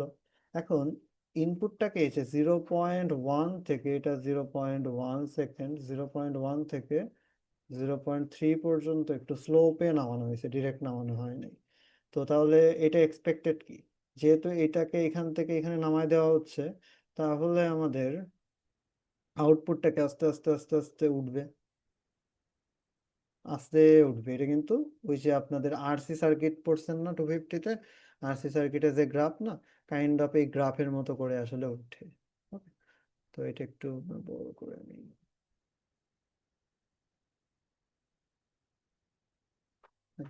এটা হচ্ছে আরসি সার্কিটের মতো করে উঠে যাবে। এখন এই ওঠার পথে কোনো কারেন্ট ফ্লো হবে কিনা চিন্তা করে দেখেন। আপনি যে ইনপুটটাকে হাই থেকে লো করে দিচ্ছেন, তাহলে আমাদের আউটপুটটা কি হবে, আউটপুটটা হচ্ছে লো থেকে হাই হবে। এখন এই লো থেকে হাই হইতে গেলে ক্যাপাসিটেন্সটা তো চার্জ হইতে হবে। তো এই ক্যাপাসিটেন্স চার্জকে সাপোর্ট করতে গেলে কোথা থেকে কারেন্ট আসবে, খেয়াল করে দেখেন তো। সব কারেন্ট কি ভিডিডি থেকে আসবে, এসে কি ক্যাপাসিটেন্সের ভিতরে ঢুকবে? আচ্ছা, ভালো কথা। এবং আপনার আইএনএ কি তখন কোনো কারেন্ট থাকবে? আইএনএ কিন্তু তখন কারেন্ট থাকবে না, যেহেতু আমার ভিডিডি থেকে ক্যাপাসিটেন্সটা চার্জ হচ্ছে এবং আমার ইনপুটটা লো হয়ে গেছে হাই থেকে। তো ইনপুটটা লো হয়ে গেলে তো পিমস খুলে যাবে, এনমস পিমস খুলে যাবে, এনমস অফ হয়ে যাবে, রাইট? সো তাহলে এই মুহূর্তে দেখেন তো আইপি এবং আইসি দুইটাই সমান হয়ে গেছে। হ্যাঁ, সমান হয়ে গেছে। এবং যখনই আপনি সুইচিংটা করবেন তখনই কি একটা হাই কারেন্ট ফ্লো হবে, আস্তে আস্তে ক্যাপাসিটেন্সটা চার্জ হইতে থাকবে। মনে করেন প্রথমে এখানে 0 ভোল্ট ছিল, এখানে ভিডিডি ছিল, তাহলে বেশি বেশি কারেন্ট ফ্লো হচ্ছিল, আস্তে আস্তে এটা বাড়তে বাড়তে বাড়তে বাড়তে প্রথমে মনে করেন 0.5 ভিডিডি আসছে, তারপরে এটা হচ্ছে একসময় ভিডিডি হয়ে যাবে। সো এটা একসময় যখন পুরোটা চার্জ হয়ে যাবে তখন কি কারেন্ট ফ্লো জিরো হয়ে যাবে না? হ্যাঁ, কারেন্ট ফ্লো কিন্তু জিরো হয়ে যাবে। তার মানে আমাদের এই ক্যাপাসিট্যান্সটাকে চার্জ করতে যত সময় লাগে তত সময় হচ্ছে একটা কারেন্ট ফ্লো হবে, এবং এখানে পি কারেন্ট এবং সি কারেন্ট একই হবে। তাহলে এখন দেখেন আমাদের এখানে কিন্তু গ্রাফ আছে, আমাদের এই যে এখানে একটা দেখেন, এটা হচ্ছে পি কারেন্ট, তারপর হচ্ছে আমাদের সি কারেন্ট হচ্ছে এইটা। ওকে, আচ্ছা সি কারেন্ট আর পি কারেন্ট কিন্তু সেম, এই যে এখানে জিরো দাগটা এখানে দেওয়া হয়েছে, আসলে এটা কনফিউজড হবেন না, এটা দাগটা নেগেটিভে দেওয়া হয়েছে, দাগটা জিরোতে দেওয়া হয়নি। তো দেখেন এই পার্টটা আর এই পার্টটা কিন্তু সেম। তো এটা হচ্ছে পি কারেন্ট এবং পি মসফেটের কারেন্ট এবং সি ক্যাপাসিটেন্সের কারেন্টটা সেম হয়েছে। এবং দেখেন প্রথম অবস্থায় আস্তে আস্তে খুব দ্রুত বেড়ে গেছে, বেড়ে আস্তে আস্তে কমে ওইটা জিরোতে, কারেন্টটা জিরোতে চলে আসছে। ওকে, ওকে ওয়েল, হইল। তো যেহেতু পিমোস এর ভিতর দিয়ে কারেন্ট ফ্লো হয়েছে, তাহলে পিমোস এর একটা পাওয়ার পাওয়া যাবে। ওই কারেন্টের ইকুইভ্যালেন্টই, কারেন্ট যে শেপটা হবে পাওয়ারের শেপটা অলমোস্ট সেম আসলে। ওকে, আচ্ছা, ভালো বুঝতে পারলাম এখন। এই যে পাওয়ারটা, পিমোসের পাওয়ার, পিমোসের কারেন্ট, ক্যাপাসিটেন্সের কারেন্ট, একটা একটা করে পিক দেখতে পারতেছি আমরা। ওকে, এখন এনমসে কি কোনো কারেন্ট আদেও ফ্লো হবে এখানে? আমাদের দৃষ্টিতে সিম্পল চিন্তা করলে কিন্তু মনে হচ্ছে যে না, এনমসে কোনো কারেন্ট ফ্লো হবে না। বাট আমি কিন্তু আপনাদের শর্ট সার্কিট কারেন্ট নামে একটা কথা বলছিলাম। সেই শর্ট সার্কিট কারেন্টের জন্য খেয়াল করে দেখেন, প্রথমে আমাদের ইনপুটটা যখন, এই যে একটু খেয়াল করেন সবাই মনোযোগ দিয়ে, যে এইখানে আমি যখন ছিলাম তখন এনমস ছিল হচ্ছে আপনার ট্রায়োড, আর এটা ছিল হচ্ছে আপনার কাট অফ। এটা হচ্ছে আমরা সুইচিং যখন শুরু করি নাই, যেই আমি সুইচিং শুরু করলাম তখন এটা ট্রায়োডের থেকে আস্তে আস্তে এটা কাট অফের থেকে প্রথমে যাবে হচ্ছে আপনার স্যাচুরেশন, আর এটা ট্রায়োডের থেকে পরবর্তীতে ট্রায়োডেই থাকবে। তারপরে আরেকটু যখন ইনপুটটা কমা শুরু করবে তখন এটা স্যাচুরেশনের থেকে চলে আসবে হচ্ছে আবার স্যাচুরেশন, আর এটার তখন ট্রায়োডের থেকে আসবে স্যাচুরেশনে। বুঝছেন, মোডটা চেঞ্জ হচ্ছে, মানে আমাদের উপরেরটা কাট অফ ছিল, নিচেরটা ট্রায়োড ছিল। এই সিচুয়েশন থেকে আমি যে ইনপুটটা হাই থেকে লো করতেছি, এর কারণে ওই যে বিভিন্ন ভোল্টেজের এখানে বিভিন্ন স্টেজের জন্য আসলে এই মোডগুলা কিভাবে ওয়ান বাই ওয়ান চেঞ্জ হচ্ছে ওইটা আমি দেখাচ্ছি। তাহলে প্রথমে কাট অফ ট্রায়োড, তারপরে স্যাচুরেশন ট্রায়োড, তারপরে স্যাচুরেশন স্যাচুরেশন, তারপরে এইটা দেখেন এই যে এটা ট্রায়োড হয়ে গেছে, তারপরে এটা স্যাচুরেশন থেকে আরেকবার স্যাচুরেশনে থাকছে, এরপর এটা চলে আসছে হচ্ছে আমার কি ট্রায়োড, ট্রায়োডই থেকে গেছে, আর এটা হচ্ছে স্যাচুরেশন থেকে চলে আসছে আমাদের কাট অফে। ওকে, সো আপনি একটু ভিজিএস অ্যানালাইসিস করলে এই ভোল্টেজটা আস্তে আস্তে কমায় বাড়ায় দেখলে বুঝতে পারবেন যে এই পাঁচটা সিকোয়েন্স কিভাবে চেঞ্জ হয়। তাহলে আমাদের এখানে আমরা কি পাইলাম, আমাদের প্রথম অবস্থায় এটা কাট অফ ছিল, এটা ট্রায়োড ছিল, এবং এই এইখান থেকে এইখানে আসা পর্যন্ত আমার এই জিনিসটা চেঞ্জ হয়ে কাট অফটা ট্রায়োডে কনভার্ট হয়ে গেছে এবং ট্রায়োডটা কাট অফে কনভার্ট হয়ে গেছে। ওকে, সো হাউএভার আমার মূল কথা হচ্ছে এই কাট মানে এই চেঞ্জটা হওয়ার মুহূর্তে একটা স্টেজে এসে দেখতেছি না আমি, এটাও স্যাচুরেশন ছিল, এটাও স্যাচুরেশন ছিল। তাহলে তার মানে আমাদের এই দুইটাই একসাথে একসময় স্যাচুরেশনে চলে আসতেছে, পিমস এবং এনমস। তো দুইটাই যখন স্যাচুরেশনে চলে আসছিল তখন হচ্ছে আমার ভিডিডি টু অল্প সময়ের জন্য আসে, এটা ভিডিডি টু গ্রাউন্ডের মধ্যে একটা পাওয়ার ফ্লো হয়েছে। ঠিক আছে, পাওয়ার ফ্লো না, কারেন্ট ফ্লো হয়েছে, যার জন্য একটা পাওয়ার ডিসিপেশন হয়েছে। এই জন্য খেয়াল করে দেখেন আপনি, এই যে আই এন এনমসের কারেন্টের ক্ষেত্রে একটা ছোট্ট পিক দেখতে পাচ্ছেন এখানে, যদিও ভালো বোঝা যাচ্ছে না, স্লাইড জুম করলে দেখতে পারবেন। ঠিক আছে, এইটাই আসলে শর্ট সার্কিট কারেন্ট। ওকে, সো আপনাদের এই গ্রাফগুলো আঁকতে হলে জাস্ট ওই কোথায় শর্ট সার্কিট কারেন্ট হবে যেটার মিডিলে একটা জায়গায় দিয়ে দিতে পারেন, এটা তো আর কোনটা কত ভোল্টেজ হবে আপনার তো ম্যাথমেটিক্যাল ক্যালকুলেশন করতেছেন না। সো এইটার মিডিলে এই চেঞ্জটার মিডিল হয়েছে 0.2, তো দেখেন 0.2 এইখানে আসলে একটা শর্ট সার্কিট কারেন্ট দেওয়া আছে। তাহলে আমাদের এই যে সুইচটা আউটপুটটা রাইজ করার মুহূর্তে আমি পিমসের কারেন্ট, ক্যাপাসিটেন্সের কারেন্ট, এনমসের কারেন্ট তিনটাই পেয়ে গেলাম, এই যে তিনটা পর পর আমি আবার দাগ দিয়ে দেখাই দিলাম, জাস্ট তিনটা কারেন্টই সিরিয়ালি আমরা পেয়ে যাচ্ছি। ওকে, এরপর আসবো আমি পরে আবার হচ্ছে আমরা ধরুন এটা তো হইলো একটা ফেজ, আমি বুঝতে পারলাম। এই ফেজের পরে আমাদের আরেকটা ফেজ দরকার হচ্ছে, আমরা আবার ইনপুটটাকে লো করে ফেলছি না, দেখেন আমরা ইনপুটটা কিন্তু লো করে ফেলছি, লো থেকে আমাদের ইনপুটটাকে কি করব আবার হাই করছি। তাহলে ইনপুটটাকে হাই করা শুরু করবে। তাহলে ইনপুটটাকে হাই করা শুরু করলে একটু আগে যে সিকোয়েন্স চেঞ্জ দেখালাম ওই সিকোয়েন্সটা বিপরীত ভাবে চেঞ্জ হবে। চেঞ্জ হয়ে এখন আমাদের কোনটা খুলে যাবে বলেন? পি মসটা হচ্ছে অফ হয়ে যাবে আর এন মসটা হচ্ছে অন হয়ে যাবে।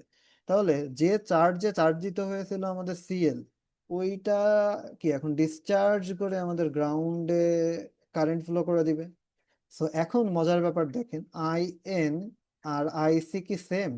হ্যাঁ, এই দুইটা কারেন্ট কিন্তু এই মুহূর্তের জন্য সেম, কিন্তু একটা আর একটার বিপরীত। তো IC is equals to minus IN, মানে অ্যাকচুয়ালি আইএন এর ডিরেকশন যেটা দেওয়া আছে কারেন্ট ফ্লো ওইদিকেই হবে, কিন্তু আইসিটা ভিতরের দিকে না ঢুকে ক্যাপাসিটেন্সের থেকে বাইরের দিকে কারেন্ট চলে যাবে। এই জন্য ক্যাপাসিটেন্স কারেন্টটা আসবে নেগেটিভ। এই জন্য আমি এন এর আগে মাইনাস দিচ্ছি আসলে, মানে ইকুয়েশন মেনটেন করার জন্য। হাউএভার আরেকটা জিনিস, তাহলে আমরা পি তে কি পাবো? পি তে একটা এসসিকেটি শর্ট সার্কিট একটা ছোট্ট একটা পিক দেখতে পাবো। তাহলে আসেন আমরা এই জিনিসগুলো দেখতে পারতেছি কিনা। এই যে এইখানে দেখেন 0.6 থেকে 0.8 পর্যন্ত আসলে এখানে রাইজ করছে। তাহলে ওইটার জন্য আউটপুটটা তো অ্যাজ ইউজুয়াল হাই থেকে আস্তে আস্তে লো হয়ে গেছে। এখন এইখানে দেখেন পিমোসের কারেন্ট তো এখানে জিরো, পিমোসের কারেন্ট নাই, শুধুমাত্র একটা পিক দেখা গেছে, সেটা শর্ট সার্কিটের একটা পিক দেখা গেছে ওই 0.6 থেকে 0.8 এর মাঝামাঝি জায়গাটায়। ঠিক আছে, এবং দেখেন 0.6 থেকে এন মসে এখন কারেন্ট শুরু হয়েছে। তার কারণ এখন হচ্ছে আমার এন মস অন হয়েছে, তাহলে এন মস অন হইলে শুধুমাত্র এন মসে কারেন্ট দেখতে পারবো। আর পি মসে আসলে কারেন্ট দেখার কথা না, শুধুমাত্র ওই শর্ট সার্কিটের কারণে সামান্য একটা ছোট্ট পিক দেখতে পারতেছি। আর ক্যাপাসিটেন্সে কেমন কারেন্ট দেখতে পারবো? ক্যাপাসিটেন্সে আসলে এন মসে যে কারেন্টটা দেখতে পারতেছি এনমস এর কারেন্টটাই ক্যাপাসিটেন্সে দেখতে পারবো, কিন্তু মজার ব্যাপার ওইটা নেগেটিভ ভার্সন দেখতে পারতেছি। ওকে, এটা পজিটিভ, ওইটার পজিটিভের উল্টা বা নেগেটিভ ভার্সনটা দেখতে পারতেছি। এটা একটু ক্যাপাসিটেন্সের কারেন্টটা একটু আপনার জুম আউট করে দেখানো হয়েছে, তো এই জন্য ছোট লাগতেছে আসলে, কিন্তু শেপটা বা ভ্যালুটা একই। এবং এটা দেখেন নেগেটিভের দিকে চলে গেছে। এবং কারেন্ট গুলো সব নর্মালাইজ আকারে দেখানো আছে, নর্মালাইজড বলতে রিয়াল ইউনিটে না, ওই হাইয়েস্টটাকে ওয়ান ধরে রিলেটিভলি গ্রাফ আঁকা হয়েছে। তো আপনারাও রিলেটিভলি গ্রাফ আঁকবেন। আচ্ছা, এরপরে তাহলে তো এরপরে আবার এই যে দেখেন কারেন্ট কিন্তু আজীবন চলতে থাকবে না। যতক্ষণ ডিসচার্জ হচ্ছিল ডিসচার্জ পর্যন্ত কারেন্ট, ডিসচার্জ শেষ হয়ে গেলে আস্তে আস্তে কারেন্ট জিরো হয়ে যাবে। তো আপনি যদি আর সুইচিং না করেন, তাহলে আরো যদি অনেকক্ষণ ধরে আমি ইনপুট এরকম চালাই, তাহলে আমাদের এদিকে কি অবস্থা হবে? কোনো কারেন্টই ফ্লো হবে না, না পি এর কোনো কারেন্ট ফ্লো হবে, না এন এর কোনো কারেন্ট ফ্লো হবে, না সি এর কারেন্ট ফ্লো হবে। তাহলে এই যে আইপি, আই এন, আইসি, এই কারেন্ট গুলো কখন ফ্লো হচ্ছে? যখন আমি কোনো একটা সুইচিং করতেছি। ঠিক আছে, ওইখান থেকে এই যে প্রতিটা সুইচিং এ আমি কিন্তু হাফ সি ভিডিডি স্কোয়ার করে পাওয়ার লস হচ্ছে। এবং ওই পাওয়ারটা কোথায় দেখেন তো, এই দেখেন এইগুলো হচ্ছে পাওয়ার লস, এটা একটা পাওয়ার লস, এটা একটা পাওয়ার লস, এটা হচ্ছে পি মসে পাওয়ার লস, এটা হচ্ছে এন মসে পাওয়ার লস। ওকে, আর ক্যাপাসিটেন্সের পাওয়ারটা মজার ব্যাপার। ক্যাপাসিটেন্স হচ্ছে এই যে হাফ সিভিডিডি স্কোয়ার, প্রথমে পাওয়ার ছিল পজিটিভ, আবার পরে হচ্ছে হাফ সিভিডি স্কোয়ার নেগেটিভ। তাহলে পজিটিভ নেগেটিভ মিলে কত হয়ে যাচ্ছে বলেন তো? জিরো হয়ে যাচ্ছে না ওভারঅল? এই জন্য আমাদের ক্যাপাসিটেন্সের অ্যাভারেজ পাওয়ার যদি বলি, তাহলে কত হবে? ক্যাপাসিটেন্সের অ্যাভারেজ পাওয়ার জিরো হয়ে যাবে। বুঝছেন? এটা আর কি। সো এটাই আর কি সিনারিও। এইখানে আবার এই যে এনার্জি দেখানো হয়েছে, এনার্জি তো হচ্ছে থাকবেই, এনার্জি তো ইন্টিগ্রেটেড কনস্ট্যান্ট। সো এটা তো এই যে হাই হয়ে গেছে আর চেঞ্জ হয় নাই, মানে পাওয়ার যে পরিমাণ ছিল সেই পরিমাণই আছে, ওইটা বোঝাচ্ছে আর কি, সিম্পল। আর ভিসিসি, পিভিসিসি আছে, এখন চিন্তা করে দেখেন ভিসিসি থেকে কখন পাওয়ার ঢুকছিল? ভিসিসি থেকে শুধুমাত্র পাওয়ারটা ভিতরের দিকে ঢুকছে তখনই যখন হচ্ছে আমার পিমসটা অন হয়েছে। তো পিমসটা এই যে প্রথমে যখন ইনপুটটা হাই থেকে লো হয়েছে, মানে 0.1 থেকে 0.3 এর মধ্যে, তখনই কিন্তু আমার শুধুমাত্র পিমসের মানে ভিসিসি থেকে পাওয়ারটা আসছে। তা বাদে পরে যখন আমার এনমস অন হয়েছে, এনমস অন হলে কিন্তু ভিসিসি থেকে কোনো পাওয়ার আসে নাই। হ্যাঁ, শর্ট সার্কিট পাওয়ার তো আসছে কিছুটা, ওইটা বাদে অ্যাকচুয়াল পাওয়ারটা কিন্তু আমাদের আসে নাই। ঠিক আছে, তো আপনাদের এই গ্রাফগুলা কিন্তু এক্সামে আসতে হইতে পারে, এগুলা হচ্ছে বুঝে বুঝে আপনাদের শেপ অনুযায়ী ড্র করতে হবে। ওকে, তো শেপ গুলো একটু মনে রাখবেন, সিম্পল শেপ, কিন্তু জাস্ট এখান থেকে উঠায় আবার নামাই দিলেই হয়ে যাচ্ছে। তো এটা এই যে যখন এটা লো থেকে হাই হবে, হাই থেকে লো হবে, তখন বেসিক্যালি শুধুমাত্র পি মসে কারেন্ট থাকবে, আর এন মসে একটা শর্ট সার্কিট কারেন্ট থাকবে, সি মস ক্যাপাসিটেন্সে একটা কারেন্ট থাকবে। আবার যখন এটা লো থেকে হাই হবে ইনপুটটা, তখনও হচ্ছে আপনার এন মসে কারেন্ট থাকবে, পি মসে হচ্ছে ছোট্ট একটু শর্ট সার্কিট কারেন্ট থাকবে, আর ক্যাপাসিটেন্সে নেগেটিভ কারেন্ট থাকবে। ওই অনুযায়ী পাওয়ার টাওয়ার গুলো হবে। সো এটা ওভারঅল একটু মিলায় মিলায় আপনারা দেখে রাখবেন, এটা ইম্পর্টেন্ট। ওকে, তো এরপরে দেখেন স্লাইডে সুইচিং পাওয়ার এগুলো তো আমাদের হয়ে গেছে, অ্যাক্টিভিটি ফ্যাক্টর হয়ে গেছে। আচ্ছা, এইখানে হচ্ছে আমাদের পাওয়ার ডিসিপেশন। ও আচ্ছা, আপনাদের হচ্ছে আমি দেখেন স্ট্যাটিক পাওয়ারের ভিতরে তো এগুলা দেখাই ফেলছি, এই জাংশনটা দেখানো হয়নি। জাংশনটার কথা বলি নাই, সাবথ্রেশোল্ড লিকেজের কথা বলছি, গেট লিকেজের কথা বলছি, কন্টেনশনের কথা বলছি, জাংশনেরটা বলা হয়। তো জাংশন থাকলেও সেম নিয়ম, পি জাংশন সমান সমান I junction average current into VDD, এটা দিলেই আপনার চলে আসবে বেসিক্যালি। আচ্ছা, এখানে আমাদের এক্সাম্পলে চলে আসছে, আমরা এক্সাম্পল করব। বাট এক্সাম্পল করার আগে আরেকটা জিনিস আমরা একটু শিখে নেই, সেটা হচ্ছে আলফা বের করাটা আপনাদের কাছে ডিফিকাল্ট। এক এক সময় আলফা আসলে এক এক রকম ফর্মুলা দিয়ে দেয়। তো আলফা কিভাবে বের করা যাইতে পারে? তো একটা ফর্মুলা তো আমরা দেখলাম, F switching by F clock, এটা হচ্ছে আলফার একটা ফর্মুলা। আলফার এই যে এটা যদি আমরা পিরিয়ডের রেসপেক্টে চিন্তা করি, তাহলে ফ্রিকোয়েন্সির ব্যস্তানুপাতিক পিরিয়ড, তাহলে চাইলে টাইম পিরিয়ড অফ ক্লক উপরে চলে যাবে, সুইচিং নিচে চলে আসবে। ওকে, এটা দিয়েও করা যাইতে পারে। আচ্ছা, তাছাড়া আলফা সমান সমান আমরা বলতে পারি যে কোনো একটা নির্দিষ্ট টাইমের পরে number of on off pair by হচ্ছে আপনার নাম্বার অফ ক্লক পিরিয়ড, এটা দিয়েও আপনি আলফা বের করতে পারেন। আচ্ছা, তো প্রথম দুইটা খুবই স্ট্রেট ফরওয়ার্ড, থার্ড অপশনটা আপনার কাছে একটু ডিফিকাল্ট লাগতেছে। তো থার্ড অপশনটা আমি একটু এঁকে দেখাই, দেখেন কিভাবে আপনি হচ্ছে ডিটারমাইন করবেন। ফর এক্সাম্পল আমি একটা ক্লক সিগন্যাল আঁকতেছি প্রথমে। এটা হচ্ছে এই যে একটা ক্লক পিরিয়ড গেল, দুইটা ক্লক পিরিয়ড গেল, তিনটা ক্লক পিরিয়ড, চারটা ক্লক পিরিয়ড। হ্যাঁ, তাহলে এখানে একটা, দুইটা, তিনটা, এই যে একটা, এই যে এটা হচ্ছে একটা period, clock period T C L K, এটা এটা হচ্ছে আপনাদের একটা ক্লক। তাহলে ক্লক পিরিয়ড একটা, দুইটা, তিনটা, চারটা, পাঁচটা, তাহলে আমাদের পাঁচটা ক্লক পিরিয়ড আছে। এখন পাঁচটা ক্লক পিরিয়ডের মধ্যে মনে করেন আমাদের ওই যে এ ইনপুট সিগন্যাল, এই যে আমাদের একটা নট গেট আছে, নট গেটের ইনপুট হচ্ছে এ।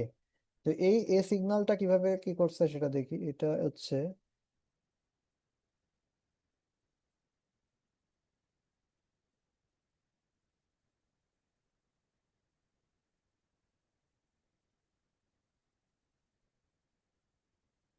এক, দুই,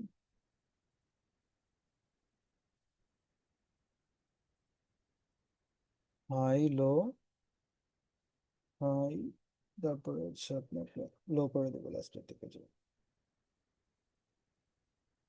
হ্যাঁ, ওকে। তো এইটার ক্ষেত্রে আমাদের যদি অ্যাক্টিভিটি ভেক্টর বের করতে বলে এই সিনারিও থেকে, তাহলে আমরা কি করতে পারি?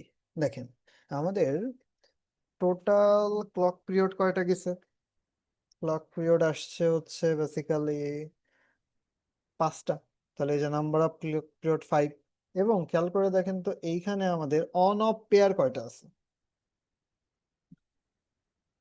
এটা একটা, এটা একটা, এটা একটা, এটা একটা। তো আপনি এই যে নিচের দিকের থেকে উপরের দিকের অফ ধরলে, মানে এটা এটা মিলে একটা অন অফ পেয়ার, এই দুইটা মিলে অন অফ পেয়ার। তাহলে চিন্তা করে দেখেন, এখানে টোটাল অন অফ পেয়ার আছে কিন্তু দুইটা, দুইটা পেয়ার মানে চারটা, চারবার অন অফ হয়েছে বা দুই পেয়ার। তো এখানে আসলে টু দিতে হবে উপরে। তাহলে এটা আমার অ্যাক্টিভিটি ফ্যাক্টর কত চলে আসতেছে? পয়েন্ট। বুঝছেন? তো আপনি চাইলে এইভাবে আসলে আমাদের আলফা বা অ্যাক্টিভিটি ফ্যাক্টর বের করা লাগতে পারে আপনার কিছু কিছু ক্ষেত্রে। এছাড়াও আরো কিছু কেস আসে, আরেকটা কেস আসতে পারে, আপনাকে বলতে পারে যে কোনো একটা জায়গায় যে 1 মিলিয়ন গেটস আছে। গেটস বা মসফেট আমি বলতে পারি, মস বল, তাহলে আর বেটার হবে। তাহলে 1 মিলিয়ন মসফেট আছে, 1 মিলিয়ন মসফেটের মধ্যে আপনাকে বললো যে 60% এট এ টাইম অন থাকে, 40% অফ থাকে। এটা হচ্ছে আপনার মানে এট এ টাইম, কোনো একটা সময়, এট এ টাইম 40% অফ, 60% অন। তাহলে এটার ক্ষেত্রে অ্যাক্টিভিটি ফ্যাক্টর আমরা কিভাবে বের করতে পারি, চিন্তা করে দেখেন কতগুলা অন আছে টোটালের মধ্যে, এটাও কিন্তু অ্যাক্টিভিটি ফ্যাক্টরের একটা ডেফিনেশন হইতে পারে। ওকে, সো এই জন্য আমরা এটা করতে পারি 60 অন আছে, 60 আর টোটাল হচ্ছে 100। তো তাহলে আমরা 0.6, এটাও অ্যাক্টিভিটি ফ্যাক্টরের একটা ডেফিনেশন হইতে পারে। তো এই ডেফিনেশন গুলো আর কি জাস্ট একটু মনে রাখবেন। আবার কিছু ক্ষেত্রে, আচ্ছা দাঁড়ান আমাদের এক্সাম্পলের মধ্যে মনে হয় একটা জায়গা আছে, তো আমরা এখান থেকে দেখে নিতে পারি। ও না, এখানে নাই, এটা মনে হয় প্রিভিয়াস ইয়ারের কোশ্চেনে দেওয়া আছে। আচ্ছা, তো আমি এখানে আপনাদের দেখাই দিচ্ছি। ফর এক্সাম্পল,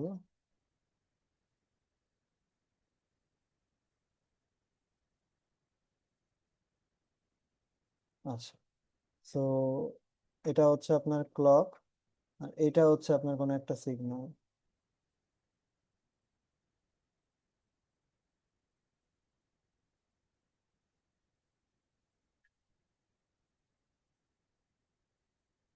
আচ্ছা, তো এখানে স্কেল দিয়ে দিচ্ছি আমি, মনে করেন স্কেল দিলে এটা হচ্ছে টাইম স্কেল। সো এটা হচ্ছে আপনার 10 পিকো সেকেন্ড, 20 পিকো সেকেন্ড, 30 পিকো সেকেন্ড, 40 পিকো সেকেন্ড, পরের গুলো ডট ডট আর কি, পরের গুলো মাপতেছি না। তো এখান থেকে দেখেন আমাদের ক্লক পিরিয়ড কত। ক্লক পিরিয়ড, এটা তো 0 পিকো সেকেন্ড ছিল, তাহলে ক্লক পিরিয়ড হচ্ছে দেখেন 10 টি, ক্লক হচ্ছে 10 পিকো সেকেন্ড। আর আমাদের সিগন্যালের পিরিয়ড কত, সিগন্যালের পিরিয়ড কিন্তু হচ্ছে এটা 40। আচ্ছা আচ্ছা, সরি সরি, ক্লকের পিরিয়ড হচ্ছে 10 না, ক্লকের পিরিয়ডটা দেখেন হিসাব মতো 20 আসতেছে। আর আমাদের সুইচিং পিরিয়ড হচ্ছে 40। সো তাহলে এইখান থেকে আপনি কিন্তু চাইলে বের করে নিতে পারবেন আলফার ভ্যালুটা। কিভাবে, আমরা F switching by F clock থেকে। তাহলে এফ সুইচিং কত, 1/40 পিকো সেকেন্ড, আর এফ ক্লক কত, 1/20 পিকো সেকেন্ড। সো ওভারঅল দেখবেন এখানে হাফ চলে আসতেছে। সো এইভাবেও আমাদের বের করা লাগতে পারে অ্যাক্টিভিটি ফ্যাক্টর। অ্যাক্টিভিটি ফ্যাক্টর হচ্ছে আপনাদের খুবই গুরুত্বপূর্ণ বেসিক্যালি এই পাওয়ার চ্যাপ্টারটার জন্য। প্রতিটা ম্যাথের শুরুতেই হচ্ছে অ্যাক্টিভিটি ফ্যাক্টরের কাজগুলো থাকে, ম্যাথগুলোও থাকে আর কি। আচ্ছা, সো এটা হয়ে গেলে চলেন আমরা হচ্ছে একটা তাহলে প্র্যাকটিস প্রবলেম করে ফেলি, অ্যাকচুয়াল ম্যাথগুলা কেমন আসে। আচ্ছা, তো দেখেন আপনাদের এখানে একটা ম্যাথের ডেফিনেশন, ডেফিনেশন আমরা কি এখান থেকে নিব?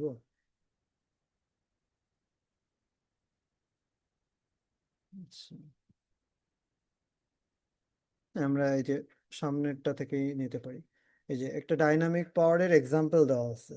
সো ডাইনামিক পাওয়ারের এক্সাম্পলে বলছে, আচ্ছা আমরা এখানেই সলিউশন করি, যে 1 বিলিয়ন ট্রানজিস্টর চিপ আছে, কোনো একটা ট্রানজিস্টরের ভিতরে 1 বিলিয়ন চিপ আছে। এখন 1 বিলিয়ন মানে আমরা কত জানি, 10⁹ সংখ্যক ট্রানজিস্টর আছে একটা চিপের মধ্যে। তো তার মধ্যে 50 মিলিয়ন হচ্ছে লজিক ট্রানজিস্টর, আর 950 মিলিয়ন হচ্ছে মেমোরি ট্রানজিস্টর। আচ্ছা, এখানে একটু বলে রাখি, 1 বিলিয়নকে কিন্তু আমরা 1000 মিলিয়ন আকারেও লিখতে পারি, তো এই হিসেবে ক্যালকুলেটও করতে পারি। তাহলে এটা টোটাল ট্রানজিস্টরের সংখ্যা হচ্ছে 1000 মিলিয়ন, যার মধ্যে 50টা হচ্ছে লজিক ট্রানজিস্টর, 50টা হচ্ছে মেমোরি ট্রানজিস্টর। মেমোরি ট্রানজিস্টর হচ্ছে ওই যে মেমোরির বিট গুলাকে জাস্ট সেভ করে রাখে। তো এগুলা অনেক সিম্পল এবং ওইগুলার উইথ কম হলেও চলে। আর লজিক ট্রানজিস্টর গুলো হচ্ছে, লজিক ট্রানজিস্টর বেসিক্যালি এই যে এন্ড গেট, অর গেট, মাইক্রোপ্রসেসরের বিভিন্ন ব্লক, এই জিনিসগুলো যে ট্রানজিস্টর দিয়ে রিলেটেড হয়, সেটাই হচ্ছে আমাদের লজিক ট্রানজিস্টর। সো এখানে দেখেন লজিক ট্রানজিস্টর উইথ গুলো সাধারণত বড় হয়ে থাকে যাতে ওইটা রেজিস্ট্যান্স কম থাকে, ডিলে কম হয়। আপনারা অলরেডি ডিলে পড়ে ফেলছেন। সো এটার উইথ কম থাকলে হচ্ছে ডিলে, রেজিস্ট্যান্স কম, ডিলে কম। বাট মেমোরি ট্রানজিস্টরে আসলে অতটা, মেমোরি ট্রানজিস্টরের সংখ্যা এত বেশি যে ওইটার উইথ বড় করতে গেলে চিপের জায়গা বেড়ে যাবে, এই জন্য ওইটার উইথ ছোট রাখা হয়, এবং ওইটার ডিলে একটু বাড়লেও, মেমোরির ডিলে বাড়লেও অত বেশি প্রবলেম হয় না। এবং দেখেন অ্যাক্টিভিটি ফ্যাক্টর আপনাকে দিয়ে দিচ্ছে। তো এটা হচ্ছে ডিপেন্ড করতেছে, অ্যাক্টিভিটি ফ্যাক্টর প্রথমটা হচ্ছে 0.1 আর পরেরটা হচ্ছে 0.2। তো এই অ্যাক্টিভিটি ফ্যাক্টর গুলো আসলে কি প্রকাশ করে, আমি আবার একটু যদি সিম্পল ল্যাঙ্গুয়েজে বলি, সেটা হচ্ছে লজিক ট্রানজিস্টরের অ্যাক্টিভিটি ফ্যাক্টর 0.1 বলতে বোঝায় 10 ক্লক সাইকেলের মধ্যে আমার লজিক গেটগুলো একবার অন অফ হবে। ওকে। আবার মেমোরি ট্রানজিস্টর অ্যাক্টিভিটি ভেক্টর 0.02 বলতে বোঝায় 100টা ক্লক সাইকেলের মধ্যে মেমোরি ট্রানজিস্টর শুধুমাত্র দুইবার, দুই পেয়ার অন অফ হবে, বা দুই পেয়ার সুইচ করবে, দুই পেয়ার সুইচ, দুইবার সুইচ নেবে তো, ঠিক আছে। তো এই পেয়ার ওয়ার্ডটা আমাদের বুঝতে হবে বেসিক্যালি। আচ্ছা, এছাড়াও আমাদের উইথ তো ডিফারেন্স আছে, একটা 4 ল্যামডা, 12 ল্যামডা, এই উইথ গুলো আমাদের কাজে লাগবে বেসিক্যালি পরবর্তীতে। আচ্ছা, এখানে বলছে যে আমাদের প্রসেসটা হচ্ছে 65 ন্যানোমিটার, আর ভিডিডি বা পাওয়ার সাপ্লাই 1 ভোল্ট। আচ্ছা, এখানে আমরা ড্রন গেট লেন্থ, ল্যামডার ভ্যালু খেয়াল করে দেখেন, ল্যামডার ভ্যালু বলে দিচ্ছে 25 ন্যানোমিটার। তো এখানে একটু এক্সেপশন আসতেছে। আমরা সাধারণত পড়ছিলাম lambda is equals two f/2, কিন্তু যদি আপনার কোশ্চেনে ল্যামডার ভ্যালু আলাদা করে দেওয়া থাকে তাহলে আমরা সবসময় f/2 করব না। ওকে। সো এখানে হচ্ছে f/2 করলে কিন্তু 65কে 2 দিয়ে করলে, ভাগ করলে কত আসতো, 32.5, 32.5 আসতো। বাট ওইখানে অ্যাকচুয়াল ভ্যালুটা একটু কম দেওয়া আছে। সো এটা দেওয়া থাকলে আমরা এটাই ফলো করব, আর দেওয়া না থাকলে আমরা বেসিক্যালি λ/2 করে দিব। সো হাওয়েভার এখানে আমাদের ল্যামডার ভ্যালুটা আসলে বোঝাই যাচ্ছে, বুঝতেই পারতেছি আমরা, ল্যামডা যেহেতু ডিরেক্ট দেওয়া আছে। তো 25 ন্যানোমিটার হচ্ছে আমাদের ল্যামডা। তো এই ল্যামডা থেকে আমরা কি পাচ্ছি, ল্যামডা থেকে খেয়াল করে দেখেন অ্যাভারেজ উইথ পেয়ে যাচ্ছি, 12 ল্যামডার ভ্যালু পেয়ে যাচ্ছি। আবার হচ্ছে অ্যাভারেজ উইথ 4 ল্যামডার ভ্যালু পেয়ে যাচ্ছি, যেগুলো হচ্ছে আমাদের জন্য গুরুত্বপূর্ণ। ওকে। এখন আমাদের ঝামেলাটা বাড়তেছে, আপনারা তো মনে মনে ভাবতেছেন যে উইথ দিয়ে আমি কি করব, উইথ কেন লাগবে। উইথটা লাগবে হচ্ছে এই যে ক্যাপাসিটেন্সের ভ্যালু কিন্তু ডিরেক্ট দেয় না। তাহলে ক্যাপাসিটেন্সের ভ্যালু কি দিছে, ক্যাপাসিটেন্সের ভ্যালু হচ্ছে পার মাইক্রোমিটারে দেওয়া আছে। তো এই যে পার মাইক্রোমিটারে ক্যাপাসিটেন্সের ভ্যালুটা যে দেওয়া আছে, এইটাই হচ্ছে আমাদের জন্য একটা প্রবলেম। তাহলে কি প্রবলেম, প্রবলেমটা হচ্ছে আমাদের অ্যাকচুয়াল যে সি, একটা গেটের জন্য এই সিটা পার মাইক্রোমিটার ক্যাপাসিটেন্স, যে পার মাইক্রোমিটার ক্যাপাসিটেন্সের সাথে উইথ গুণ দিয়ে তারপরে সি পাইতে হবে। তাহলে প্রত্যেকটা মসফেটের পার মাইক্রোমিটার ক্যাপাসিটেন্সের সাথে যদি আমি উইথ কে গুণ করি তাহলে ওইটার অ্যাকচুয়াল ক্যাপাসিটেন্স পেয়ে যাবো। আচ্ছা, আর একটা ব্যাপার আছে, এখানে গেট ক্যাপাসিটেন্স আছে, ডিফিউশন ক্যাপাসিটেন্স আছে। ডিফিউশন ক্যাপাসিটেন্স বেসিক্যালি ড্রেইন সোর্সের সাথে রিলেটেড ক্যাপাসিটেন্সটাকে বলে, আর গেট ক্যাপাসিটেন্স তো গেটের সাথে রিলেটেড। সো আমরা আসলে লোডের ক্ষেত্রে যত ক্যাপাসিটেন্সই থাকুক না কেন একটা, সবগুলোকে সিম্পল অ্যাড করে দিব, সেই হিসাবেই হচ্ছে আমাদের এই ডাটাগুলো দেওয়া থাকে। ওকে। যদিও অ্যাকচুয়াল অ্যাড হবে না। আচ্ছা, তো সেই হিসাবে যদি দেওয়া থাকে তাহলে আমাদের এটা যদিও সি, এটাকে আমরা ধরবো হচ্ছে সি ড্যাশ। তাহলে আমাদের ক্ষেত্রে সি হবে হচ্ছে এই যে দেখেন 1 আর 0.8, যদি যেহেতু এটার মধ্যে আমার কোনো ডিসক্রিমিনেশন হবে না, তাহলে টোটাল কত আসতেছে 1.8 ফেমটো ফ্যারাড পার মাইক্রোমিটার। এখন এটার সাথে আমার কত গুণ করতে হবে, উইথ ইন মাইক্রোমিটার। তাও এখন বুঝতে পারছেন, জিনিসটা যদি আমি মেমোরির জন্য চাই, মনে করেন সি মেমোরি বের করতে চাই, তাহলে মেমোরির জন্য কত হবে, 1.8 ফেমটো ফ্যারাড পার মাইক্রোমিটার ইন্টু, দেখেন মেমোরির উইথটা কত, মেমোরির উইথটা কত দেওয়া আছে, 4 ল্যামডা না। তাহলে 4 ল্যামডা বলতে কত হচ্ছে, 4 ইন্টু ল্যামডার ভ্যালু হচ্ছে 25।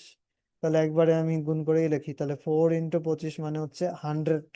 তাহলে 100 কত ন্যানোমিটার কিন্তু, তাহলে 100 ন্যানোমিটার বলতে, তাহলে ডাব্লু মেমোরি বলতে 4 ইন্টু 25 ন্যানোমিটার এটা আসলে 100 ন্যানোমিটার আসতেছে। ন্যানোমিটারকে আমরা, যেহেতু পার মাইক্রোমিটার আছে, তাহলে এই উইথটাকে অবশ্যই আমার মাইক্রোমিটারে কনভার্ট করতে হবে। তো ন্যানোমিটার থেকে মাইক্রোমিটারে কনভার্ট করতে গেলে 1000 দিয়ে ভাগ করতে হয়। তো এখানে আমাদের 0.1 মাইক্রোমিটার আসবে। তাহলে দেখেন, এর সাথে যদি আমি 0.1 মাইক্রোমিটার গুণ করে দিই, তাহলে আমি অ্যাকচুয়ালি মেমোরির ক্যাপাসিটেন্সটা পেয়ে যাব। আবার সেম ভাবে আমরা লজিকের ক্যাপাসিটেন্সও পাবো। কিভাবে? এটা হচ্ছে ওই যে 1.8 ফেমটো ফ্যারাড পার মাইক্রোমিটারের সাথে আমরা গুণ করব হচ্ছে উইথ। তাহলে ওইটার উইথ কত? 12 ল্যামডা। তাহলে ডাব্লু লজিকটা একটু বের করে নিই। ডাব্লু লজিক হচ্ছে 12 × 25, তাহলে ন্যানোমিটার। মানে এটা হচ্ছে আপনার 300 ন্যানোমিটার। 300 ন্যানোমিটার মানে 0.3 মাইক্রোমিটার। তাহলে এটার সাথে গুণ হবে 0.3 মাইক্রোমিটার। তো তাহলে দেখেন, আপনি হচ্ছে সি মেমোরিটা পেয়ে যাচ্ছেন, আর একটা হচ্ছে সি লজিকটা পেয়ে যাচ্ছেন। দুইটার ক্যাপাসিটেন্স পেয়ে গেলেন। এখন আমাদের কোশ্চেনে বলছে কি? আমাদের কোশ্চেনে বলছে যে আমাদের সিস্টেম ফ্রিকোয়েন্সি, যে দেখেন, estimate dynamic power consumption, neglect wire capacitance and short circuit current. তাহলে শর্ট সার্কিট কারেন্ট নেগলেক্ট করতে বলছে, তার মানে শর্ট সার্কিট পাওয়ার নেগলেক্ট যদি করতে বলে, তাহলে ওইটার ভ্যালু কত হবে? 0। তাহলে ডাইনামিক পাওয়ার বলতে শুধুমাত্র সুইচিং পাওয়ারকেই বোঝাচ্ছে, যেহেতু শর্ট সার্কিট পাওয়ারের অস্তিত্বই নাই। আর ওয়্যার ক্যাপাসিটেন্স কি জিনিস এটা না বুঝলেও হচ্ছে, আমাদের ওয়্যার ক্যাপাসিটেন্স থাকবে না। ওয়্যার ক্যাপাসিটেন্স আরো একটা নন আইডিয়াল ক্যাপাসিটর, যেটাকেও আমাদের চার্জ ডিসচার্জ করা লাগতে পারে বেসিক্যালি। আচ্ছা, তো এখন প্রশ্ন হচ্ছে, এই কোশ্চেনের রেসপেক্টে আমি কিভাবে পাওয়ারটা, টোটাল পাওয়ারটা বের করব, টোটাল সুইচিং পাওয়ারটা বের করব। তো এই টোটাল সুইচিং পাওয়ার বের করতে গেলে আমরা একটু এখানে আসি, এটা করে আমরা শেষ করে দিব। আচ্ছা, সো দেখেন, আমাদের মেমোরির জন্য আলাদা করে পাওয়ার বের করতে হবে। তাহলে পি সুইচিং মেমোরি যদি বের করতে চাই, তাহলে এটা হবে হচ্ছে alpha C memory VDD square F clock. এইটা ফর্মুলা আসবে। তো এই পাওয়ারটুকু শুধুমাত্র একটা মসফেটের পাওয়ার। কিন্তু চিন্তা করে দেখেন তো, আমাদের মেমোরি আছে কতগুলা? আমাদের মেমোরি আছে কিন্তু 950 মিলিয়ন। এই যে 950 মিলিয়ন আছে। তাহলে আমি যেহেতু একবারে আবার একটার জন্য করে আবার বাকিটার জন্য করা তো দরকার নেই, একবারে আমরা কি নাম্বারটা গুণ করে দিতে পারি, এন গুণ করে দিতে পারি। ঠিক আছে? তাহলে এন হচ্ছে কতগুলা মেমোরি মসফেট আছে বা মেমোরি ট্রানজিস্টর আছে, এইটা হচ্ছে একটা এস্টিমেট। তো এখন আলফাটা মেমোরির ক্ষেত্রে দেখেন কত আসতেছে, 0.02। আচ্ছা, সি মেমোরি কত আসছে? সি মেমোরিটা হচ্ছে এই যে এখানে থেকে গেছে, কিন্তু এখান থেকে আমি ক্যালকুলেশন করি নাই, মাইক্রো মাইক্রো কাটাকাটি যাচ্ছে, এটা খালি বুঝতে পারতেছি। তাহলে এখানে হচ্ছে 0.18 ফেমটো ফ্যারাড, তাই না? তাহলে ফেমটো ফ্যারাড মানে আবার ফেমটো পিকো ফেমটো অটো, ফেমটো মানে কিন্তু 10⁻⁻15, এটা মাথায় রাখতে হবে। তো সবই আমরা একদম এসআই ইউনিটে নিয়ে চলে আসবো। তাহলে ক্যাপাসিটেন্স হয়ে গেল। ভিডিডি হচ্ছে আমাদের রক্ষা, যে 1 ভোল্ট দিছে, তো 1 কে স্কোয়ার করলেও যা, না করলেও তাই। ফ্রিকোয়েন্সি দিছে 1 গিগাহার্জ, তাহলে গিগাহার্জ মানে কত? 10⁻৯। আচ্ছা, এরপরে হচ্ছে এই,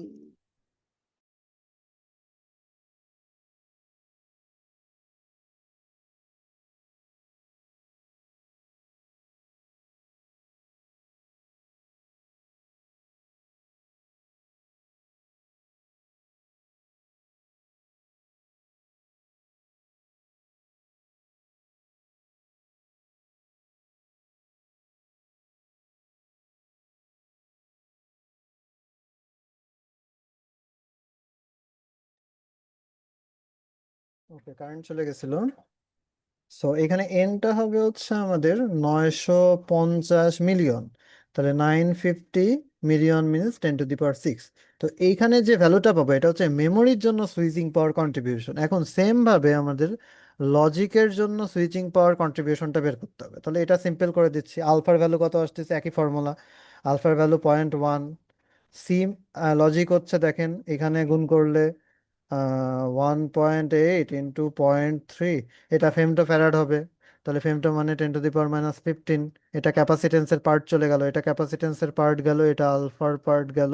দেন হচ্ছে আমাদের ভিডিডি স্কোয়ার তো বোনাস, এটা তো 1 দেওয়া আছে, এটা হচ্ছে ভিডিডি স্কোয়ারের পার্ট গেল। দেন হচ্ছে আমাদের এফ ক্লক 10⁹, এটা হচ্ছে এফ ক্লক আসতেছে। দেন হচ্ছে সিম্পল আমাদের সংখ্যা। তো দেখেন এখানে লজিকের সংখ্যা কিন্তু 50 মিলিয়ন, এই সংখ্যাগুলো খেয়াল রাখতে হবে, 50 × 10⁶। তো এটা হচ্ছে আমাদের ভিডিডি স্কোয়ার। সো এটাই আর কি, দুইটা ক্যালকুলেট করে আমাদের পি টোটাল User সুইচিং হবে does হচ্ছে, not respond in 5 seconds, then plus হচ্ছে আপনার, like I said. আচ্ছা P memory plus P logic যোগ